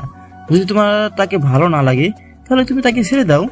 সুবর্ণা তখন আর কিছুই বলে নাই। বাড়িতে এসে আম্মার সাথে রান্নাঘরে কাজ করতেছে। আম্মা জিজ্ঞাসা করলো, মা, তুমি এরকম সব সময় মুখ গোমরা করে থাকো কেন? তেমন কিছু না আম্মা। আমি সব বুঝি মা, জানি তোমার সাথে সাকিবের সময় ভালো যাচ্ছে না। মা, এখানে আমাদের কিছু করার নেই। একে তো আমরা তার অনুমতি ছাড়াই তোমাকে তার সাথে বিয়ে দিয়েছি। এখন যদি তাকে গিয়ে কিছু বলি তাহলে সে সম্পূর্ণ দোষ দিবে আমাদের। সুবর্ণা কেঁদে দিল এবং আম্মুকে জড়িয়ে ধরে কেঁদে কেঁদে বলতে লাগলো, আমি জানি আম্মা, সাকিব একদিন আমাকে ঠিক বুঝবে, আমার গুরুত্ব বুঝবে। সে খুব ফ্রেশ মাইন্ডের ছেলে। আমার মনে হয় তোমাকে সে খুব ভালোবাসে। একটু ধৈর্য ধরো মা। আমি তাকে খুব ভালোবাসি আম্মা। আমি জানি না মা, এখন কেঁদো না। আর শোনো, সামনের মাসে আমরা এই ফ্ল্যাট ছেড়ে দিয়ে নতুন ফ্ল্যাটে চলে যাব। না আম্মা, আপনারা চান সাকিবের সাথে ঝামেলা শেষ করে আমরা আসবো, আর এই ফ্ল্যাটের ভাড়া আমি দেব। কেন মা, শুধু শুধু অপচয় করব? আমাদের সাথে নতুন ফ্ল্যাটে চলো। না আম্মা, সাকিবের সাথে ঝামেলা মিটমাট করে আমরা আসবো, প্লিজ আম্মা, না কইরেন না। ওকে, তোমার যা ইচ্ছা করো। ওকে আম্মা, এই জন্য আপনাকে আমার এত ভালো লাগে। যাও, সবাইকে বলো খাবার খেতে। আচ্ছা আম্মা। সুবর্ণা সবাইকে খাবার খেতে ডাকে। আর কিছুদিন পর জানি সাকিবের কি হলো। ব্যাংক থেকে আসার পর সুবর্ণাকে খুব কেয়ার করতে শুরু করে। সুবর্ণা ভাবলো সাকিব মনে হয় সুবর্ণাকে বুঝতে পারছে, এটাই সুবর্ণা চায়। এর কিছুদিন পর সুবর্ণা অফিসে কাজ করতেছিল। পিএস এসে বলে গেল অফিসের কিসের মিটিং আছে সবার। সুবর্ণা অফিসের মিটিং এ গেল, গিয়ে সবার সাথে বসলো। মিটিং এ স্যারের কথা শুনে সবাই খুশি, কারণ স্যার বলেছে সামনে 2 সপ্তাহ পর ব্যাংকের পক্ষ থেকে একটা ভ্রমণ আছে, 2 থেকে 3 জন সাথে নিতে পারবে। এটা শুনে সবাই হাততালি দিল, কারণ সবাই চেয়েছিল একটা ভ্রমণ হোক, আর সেটা হলো কক্সবাজার। 3 রাত 2 দিন, মানে 1 রাতে সেখানে যাওয়া, আর 1 রাত সেখানে থাকা, আর 1 রাত সেখান থেকে আসা। আর যারা যারা সেখানে যাবে তাদের আলাদা একটা স্যালারি দেওয়া হবে, কারণ ব্যাংকের মেন শাখার বস, যিনি বাংলাদেশে এই ব্যাংকটা পরিচালনা করেন, তিনি সেখানে থাকবেন এবং তিনি সেখানে বক্তব্য রাখবেন। সেজন্য সেখানে সবাইকে থাকতে হবে। মিটিং শেষ হলে সুবর্ণার আর খুশি ধরে রাখে কে, কারণ সাকিব আর সুবর্ণা একটা ফ্রিতে ট্যুর হয়ে গেল। আর মন চাইলে মরিয়মের সাথে নিয়ে যাবে। ওর এখন স্কুল বন্ধই। সুবর্ণা ভাবতেই কি যে ভালো লাগছে। ভাবলো এই খুশি সংবাদটা আগে সাকিবকে দিয়ে নিই, আর ভাবলো না এই খুশি সংবাদটা সুবর্ণা অন্যভাবে দিতে চায়। ঘড়ির দিকে তাকিয়ে দেখে আরো 1 ঘন্টা আছে 3টা বাজতে। 1 ঘন্টা কাজ করে বাসায় এসে রুমে ঢুকে আমি পরের দিন ঘুম থেকে উঠে কলেজে গেলাম। কলেজ থেকে এসে বাসায় শুয়ে রইলাম, তারপর ঘুমিয়ে গেলাম।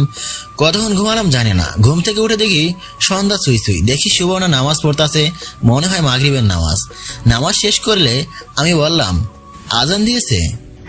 ফ্রেশ হয়ে নামাজ পড়ে নে। ওকে। আমি ফ্রেশ হয়ে নামাজ পড়তে টেবিলে বসলাম। কিছুক্ষণ পড়লাম, সুবর্ণা মাথার চুল আশ্রাইতেছে। মাথার চুল আশ্রাইয়ে ঠোঁটে লিপস্টিক দিল। আমি অবাক হয়ে প্রশ্ন করলাম, এরকম সাজতাছো কেন? তোকে একটা খুশির সংবাদ দিব। সেজন্য সাজতে হবে? সুবর্ণা আমার পেছনে এসে আমাকে পেছন থেকে জড়িয়ে ধরলো আর গালে একটা চুমু দিল। বলো কি সুসংবাদ? তার আগে আমাকে একটা চুমু দে। আমি সুবর্ণার গালে চুমু দিলাম। এবার বলো। না, ঠোঁটে কিস কর। দূর, তুমি না দিন। আমি সুবর্ণাকে হাত ধরে সামনে আনলাম, এনে টেবিলের উপর বসালাম। আমি দাঁড়িয়ে সুবর্ণার 2 ঠোঁটে আমার ঠোঁট লাগিয়ে দিলাম। কতক্ষণ গেল মনে নাই। কারো দরজায় টোকায় হুঁশ ফিরল। মরিয়ম ডাকতেছে। সুবর্ণা কাপড় ঠিক করে দরজা খুললো। আমি পড়তে মন দিলাম। মরিয়ম ভেতরে আসলো আর বলল, ভাবি, আমার মোবাইল কোথায়? ও আমার একটুও মনে নেই। মনে তো থাকবেই না, আমি বলছি না। আরে মন খারাপ করতেছো কেন? আমার মনে ছিল, ভাবলাম তুমি কেমন মোবাইল পছন্দ করো, তাই তোমাকে নিয়েই মোবাইল কিনবো। এখন কিনে দে। এখন যা, আগামীকাল কিনে দেবো। না, এখন। আরে কাঁদতেছো কেন? ওকে, তুমি গিয়ে রেডি হও, আমরা আসতেছি। ভাবি, সত্যি বলতেছেন তো নাকি মজা করতেছেন? তুমি কি আমার কথা বিশ্বাস করো না? করি। তাহলে গিয়ে রেডি হও। মরিয়ম চলে গেল। আমি বললাম, আগামীকাল গেলেও তো পারতা। শুধু শুধু মেয়েটাকে কষ্ট দিয়ে লাভ আছে? এখন কি আব্বা আম্মা বাইরে যেতে দিবে? চলো গিয়ে বলি, সাথে তাদেরকে নিয়ে নেই, রাতে ডিনার করে আসছি। দূর না, তাহলে তোমার মা বাবাকে বলো। এখন হঠাৎ করে ওরা বললেই কি আর যাবে? বলতে তো প্রবলেম নাই। আগে চল, আব্বা আম্মাকে রাজি করাই, পরে না হয় আমার মা বাবাকে বলিস। ওকে চলো। আমি আর সুবর্ণা গিয়ে মা বাবারে বললে রাজি হয় নাই। পরে সুবর্ণার আব্বা আম্মার কথা বলে রাজি হয়েছে। সুবর্ণাও তার আব্বা আম্মার সাথে কথা বলে রাজি করাই। পরে 2 ফ্যামিলি একসাথে এক রেস্টুরেন্টে গিয়ে ডিনার করি। এই ফাঁকে মরিয়মের জন্য একটা মোবাইল কিনে সুবর্ণা। সবশেষে সবাই একসাথে বাড়ি আসি। রাতে ঘুমানোর সময় আমি বললাম, সুবর্ণা, মোট কত টাকা খরচ হয়েছে? সেসব জেনে লাভ নেই। না বলো। মরিয়মের জন্য মোবাইল কিনেছি 38,000 টাকাতে, আর রেস্টুরেন্টে খরচ হয়েছে 5,000 টাকা। একটু বেশি হয়ে গেল না? মরিয়মের জন্য এত দামি মোবাইল কেনার প্রয়োজন ছিল? মন খারাপ করতেছস কেন? শোন, তোকে কিছু কথা বলি। শোন, আমার যা কিছু আছে সব তোর জন্য। আমার টাকা পয়সা তো সব তোর। তুই যেভাবে খরচ করতে মন চাই সেভাবে কর। আমার আর তোর মধ্যে যদি তোর বাবা মা আর আমার বাবা মা যদি খুশি হয়, এই চেয়ে বড় পাওয়ার আর কি আছে? শোন, তুই আমার থেকে যা চাস আমি তোকে তাই দেব। তার বিনিময়ে শুধু তুই আমাকে তোর মনে একটু জায়গা দে। একটু ভালোবাসা দে, যেটা নিয়ে আমি সারা জীবন চলে যেতে পারি। আমি সুবর্ণাকে কাছে টেনে এনে নিজের বুকে শুয়ে দিয়ে বললাম, আমিও তোমার থেকে কিছু চাই না। আমি চাই সুখে দুঃখে কষ্টের সময় তোমাকে যেন আমার পাশে চাই। এই মনের ভেতর তুমি আছো, তুমিই থাকবা। আমরা কবে বেবি নিব? আগে আমি উপার্জনের পথ বের করি, পরে তুমি চাকরি ছেড়ে দেবা, পরে তোমার কাজ হচ্ছে বেবির দেখাশোনা করা আর আমাকে ভালোবাসা। এখন কি তোকে ভালোবাসি না? সুবর্ণা, কি যেন বলবা বলছিলাম? 2 সপ্তাহ পর আমাদের ব্যাংক থেকে একটা ট্যুর হচ্ছে, সেখানে 2 থেকে 3 জন যাওয়া যাচ্ছে। সঠিক তারিখ বলো। সুবর্ণা তারিখ বললে আমি বললাম, আমার যাওয়া হবে না। কেন? কারণ ওই দিন আমাদের টুর্নামেন্টের ফাইনাল খেলা, আর আমাদের টিম ফাইনালে উঠেছে। খেলা রেখে ঘুরতে যাওয়া কোনোভাবেই সম্ভব নয়, আর এটা ফাইনাল খেলা, কোনোভাবেই মিস করা যাবে না। সুবর্ণার মনটা খারাপ হয়ে গেল। সেখানে গেলে আলাদা একটা স্যালারি দিবে। আচ্ছা দেখি স্বামীর সাথে কথা বলে। স্বামী কি বলে? দেখ, ট্যুরে ছাড়া ট্যুর আমার পানি, তার চেয়ে ভালো না চাওয়া। ওকে, দেখি স্বামীর সাথে কথা বলে। এখন হাসি দাও আর লাইটটা বন্ধ করে আসো। ওকে। সুবর্ণা গিয়ে লাইট বন্ধ করে এসে আমার পাশে শুয়ে বলল এবং আমাকে জড়িয়ে ধরে বলল, সামনের সপ্তাহে মনে হয় তোর আব্বা আম্মা নতুন ফ্ল্যাটে চলে যাবে। কেন আমরা যাব না? না, আমরা এই ফ্ল্যাটে থাকবো 2 জনে, ভাড়া আমি দেব, পরে কোনো এক সময় না হয় চলে যাব। তোমার শুধু অপচয়। এখন ঘুমা, আমাকে একটা চুমু দিয়ে। আমি সুবর্ণাকে চুমু দিয়ে ঘুমিয়ে গেলাম। এইভাবেই আস্তে আস্তে সুবর্ণার ভ্রমণের দিন চলে আসলো। আমি যেতে পারবো না, কারণ ফাইনাল খেলা, স্বামী বলেছে কোনোভাবে মিস করা যাবে না। তাই সুবর্ণার সাথে মরিয়মকে পাঠাবো ঠিক করলাম, কিন্তু সুবর্ণা বলল তার ছোট বোনকে সাথে নিবে। আবার ভাবলাম এত দূরে একা একা যাওয়া ঠিক হবে না, কিন্তু সে বলল খুব জরুরি। তাই ভাবলাম যাক, সেদিন রাতে ওরা যাবে, পরের দিন আমাদের ফাইনাল খেলা। আমার জন্য কি আর ফাইনাল খেলার ডেট পিছিয়ে দিবে? আর এদিকে মরিয়মের আব্বা আম্মা নতুন ফ্ল্যাটে চলে গেল। ও চলে গেলে আমি একা হয়ে যাব। দূর, একদিন কি হবে? এই কয়েকদিন তাকেও বেশি পাশে পায় নাই, কারণ তার ব্যাংকে খুব কাজ আছে। সুবর্ণা যেদিন যাবে সেদিন দুপুরে আমার জন্য রান্না করেছে 2 দিন খাওয়ার জন্য।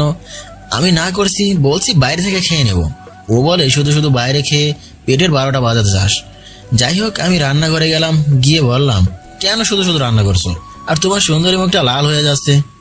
যা তো এখন, আমাকে রান্না করতে দে। ওকে, রান্না করে আসো। আমি ঘরে গিয়ে গোসল করলাম, গোসল করে শুয়ে রইলাম। একটু পর সুবর্ণ আসলো। সে এসে গোসলখানায় ঢুকলো, গোসল করে বের হলো। একটা প্লাজো পরলো আর একটা কামিজ। আমি অবাক হয়ে তার রূপ দেখতে লাগলাম আর বললাম, একটু পর মাঠে যাব প্র্যাকটিস করতে। না গেলে হয় না? বুঝই তো, আগামীকাল ফাইনাল খেলা। ভাবছিলাম তুমি থাকবা, কিন্তু তা আর হলো না। দেখ, এখানে আমার কিছু করার আছে। আমার জন্য কি তারা কি ডেট পেছনে দেবে? তুই বললে না চাই। না থাক, যাও, কিন্তু গিয়ে পানিতে নামবে না আর বেশি দূরে যাবে না। এখন বল, শুধু আমি আর তুই কবে ট্যুরে যাব? তুমি বলো। দেখি ব্যাংক থেকে কবে ছুটি পাওয়া যায়। তোমার বউকে ওড়না দাও না কেন? না, ওড়না দিব না। দাও, আমার চোখ শুধু তোমার ওই দূরের দিকে যাচ্ছে। প্লিজ ওড়না দাও। দেখ, ভালো করে দেখ, এসব শুধু তোর। না, ওড়না দাও, আমার লজ্জা করছে। 11টার সময় বাস ছাড়বে, 10টার সময় ব্যাংকে থাকতে হবে। তুই আমাকে বাসে দিয়ে আসবি। ওকে, কোনো মেকআপ করতে পারবে না আর বোরকা ছাড়া বের হবে না। ওকে। সুবর্ণা উঠে আমার কাছে আসলো, এসে আমার পাশে শুয়ে পড়লো আর বলল, যাওয়ার আগে তোকে একটু মন মতো জড়িয়ে ধরে নেই। এই বলে সুবর্ণা আমাকে জড়িয়ে ধরলো। কি হলো, এবার ছাড়ো। না, মন চাচ্ছে আজকে সারা দিন রাত তোর সাথে এভাবে শুয়ে থাক। এই বলে সে আবার কিস শুরু করলো। এবার ঠোঁট মুখে নাকে কপালে গলায় সারা মুখ চুমুতে ভরিয়ে দিল। আমি দেখতেছি সুবর্ণা ছাড়বে না, তাই আমি তাকে কোলে তুলে নিলাম। সে আমার গলায় ধরে তখন আমাকে কিস করতে চলেছে। আমি কোলে করে দরজার সামনে নিয়ে আসলাম, এসে তাকে কোল থেকে নামিয়ে দরজা খুলে বাইরে বেরিয়ে আসলাম। কিরে, পালাচ্ছিস কেন? আসতাছি। আমি মাঠে এসে প্র্যাকটিস করে সন্ধ্যার দিকে বাড়িতে আসলাম। এসে দেখি মরিয়ম আর সুবর্ণার বোন রেডি হয়ে বসে আছে। আমি রুমে গিয়ে ফ্রেশ হয়ে নিলাম। সুবর্ণাও রেডি হলো। সুবর্ণা বলল, দেখ তো কেমন লাগছে। খুব সুন্দর। আমার একটুও ভালো লাগছে না, কেমন জানি ভয় করছে। ভয়ের কি আছে, আমি তো আছি। তুই কি আমার সাথে যাবি? না, তবে ফোনে কথা বলবে। ওকে। শোন, এখন বের হয়ে যেতে হবে, অফিসে মিটিং আছে একটা। মিটিং শেষ করে পরে বাসে উঠতে হবে। ওকে, চলো বের হই। আর রান্না করা আছে, ফ্রিজে রাখা আছে, বের করে গরম করে খেয়ে নিস। ওকে। তোর জন্য কি আনবো? আমার জন্য কিছু আনা লাগবে না, আমি শুধু চাই তুমি আবার আমার কাছে ফিরে আসো। এই শোন না, শেষমেশ একটা কিস দিয়ে দেই। ওকে। আমি সুবর্ণাকে কাছে এনে তার ঠোঁটে কিস বসালাম। কিছুক্ষণ পর ছাড়লাম। সুবর্ণা বলল, মন চাচ্ছে না তোকে ছেড়ে চলে যেতে, তোকে ছাড়া কি করে থাকবো। আরে একদিনই তো, দেখবে চলে যাবে। চল রেডি হয়ে নে। আমি রেডি। চল তাহলে বের হই। আমরা রিক্সা দিয়ে প্রথমে ব্যাংকে আসলাম। রিক্সায় আমি আর সুবর্ণা একসাথে বসলাম। সুবর্ণা সারাক্ষণ আমার হাত শক্ত করে ধরে রাখলো। বিদায় দেওয়ার সময় সুবর্ণার চোখের কোণে পানি দেখলাম। ও আমাকে কত ভয় পাচ্ছে, যদি আমি সারা জীবনের জন্য চলে যাই তখন কি করবে। আসলে বাস্তবতা তার উল্টো। আমরা সবাই জানি কার জন্য কোনো কিছু থেমে থাকে না। যাই হোক, তাকে বিদায় দিয়ে বাড়িতে আসলাম। ভাবলাম এখন ইচ্ছা মতো সিগারেট খেতে পারবো, তাই বাড়িতে এক প্যাকেট ব্যঞ্জন নিয়ে নিলাম।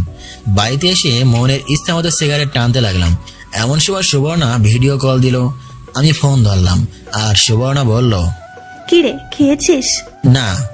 এখন কি করিস? আমি সিগারেট দেখলাম। আমি জানতাম আমি গেলে তুই ইচ্ছে মতো সিগারেট খাবি। এই তুই শেষবারের মতো সিগারেট খেয়ে নে, আর কোনোদিন যদি দেখি তোর খবর আছে। ওকে, শেষবারের মতো খেয়ে নেই। ওরা কোথায়? ওরা দুজনকে এক সিটে দিয়েছে আর আমি বসছি আরেকজনের সাথে। দেখি কে সে। সুবর্ণা ক্যামেরা ঘুরিয়ে দেখালো পাশে আরেকজন মেয়ে। আমি বললাম, তার কাছে মোবাইলটা দাও তো। কি বলবি? তুমি দাও। সুবর্ণা মোবাইল দিল। আমি বললাম, আপু আপনি তো সুবর্ণাকে চেনেন, আমি ওর হাজবেন্ড, প্লিজ আপু তাকে একটু দেখে রাখবেন, সে যেন একা একা কোথাও না যায়। আরে আমি ওকে কি দেখবো, ওর খেয়াল রাখার জন্য তো বসই আছে। কি বললেন আপু? তখন সুবর্ণা বলল, ওকে, আমি কোথাও যাব না, আর ভালো করে খাওয়া দাওয়া করিস। এখন রাখি।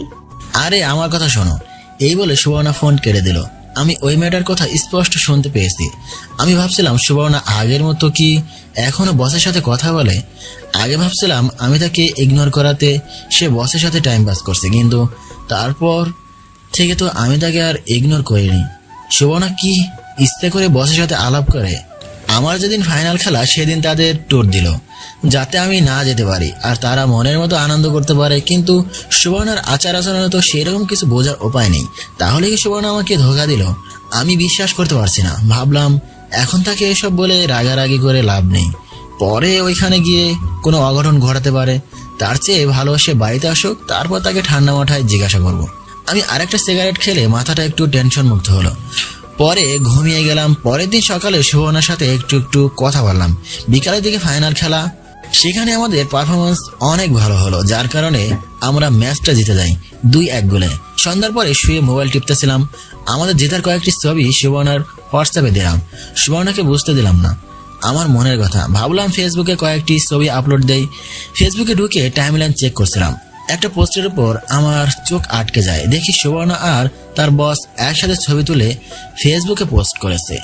আইডি চেক করে দেখি তার বসের আইডি। আমার কলেজায় গিয়ে আঘাত লাগলো। এটা আমি কি দেখছি? আমার কেন জানি বিশ্বাস হচ্ছে না। সুবর্ণা এমন কাজ কি করে করতে পারলো? কেন জানি অনিচ্ছা সত্ত্বেও চোখ দিয়ে পানি বের হচ্ছে। এখন তাকে কিছু বলবো না, সে ঠিকমতো বাড়িতে আসুক, পরে না হয় এটার ফয়সালা করব। আমি আবার ঘুমিয়ে গেলাম। সুবর্ণা তার পাশের মেয়েটার প্রতি প্রচন্ড রাগ হচ্ছে। সাকিবের ফোন কেটে দিয়ে সুবর্ণা বলল, আমার খেয়াল রাখার জন্য বস আছে, এই কথার মানে কি? তো বসই তো আপনার ভালো খেয়াল রাখে, সারাক্ষণ বসের অফিসে বসে থাকেন। কখন দেখছেন আপনি? অনেকদিন আগে দেখছি না। তো এই কথা আপনাকে কে বলছে আমার হাজবেন্ডকে বলতে? বোকা পাইয়া সুন্দর একটা ছেলেকে বিয়ে করে ফেলেছেন, তার সত্য কথা জানা উচিত না? চুপ, যত সব ফালতু।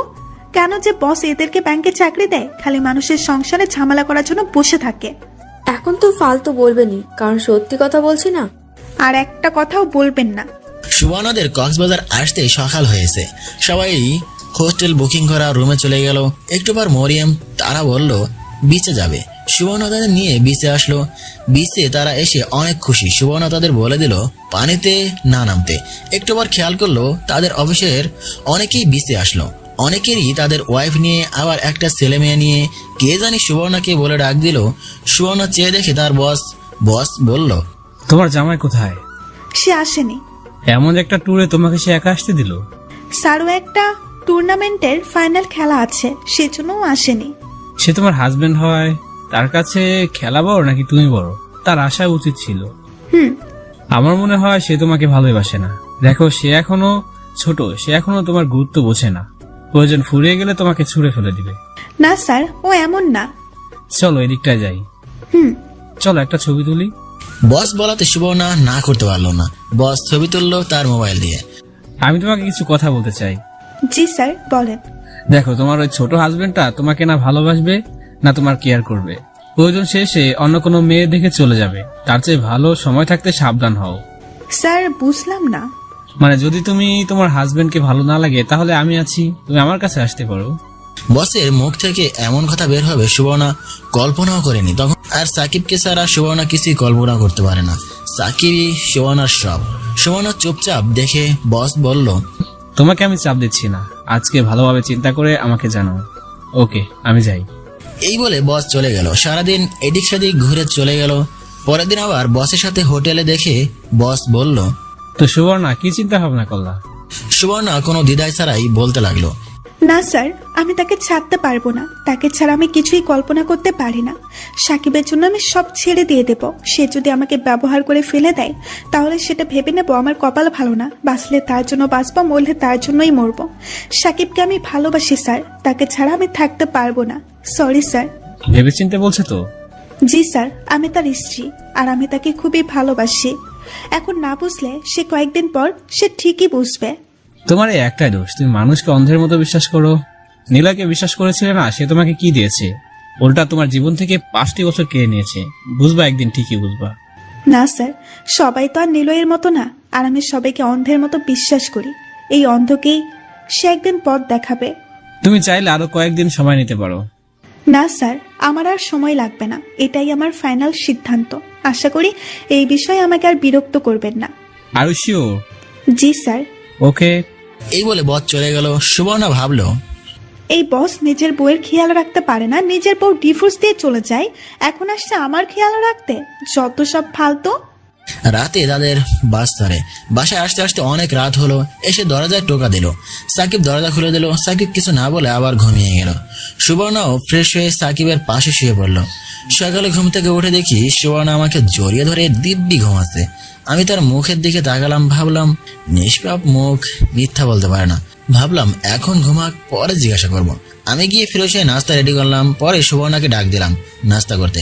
সুবর্ণা উঠে ফ্রেশ হয়ে নাস্তার টেবিলে আসলো। আমার শরীর রাগে গজগজ করতেছে। পরপুরুষের সঙ্গে রাত কাটিয়ে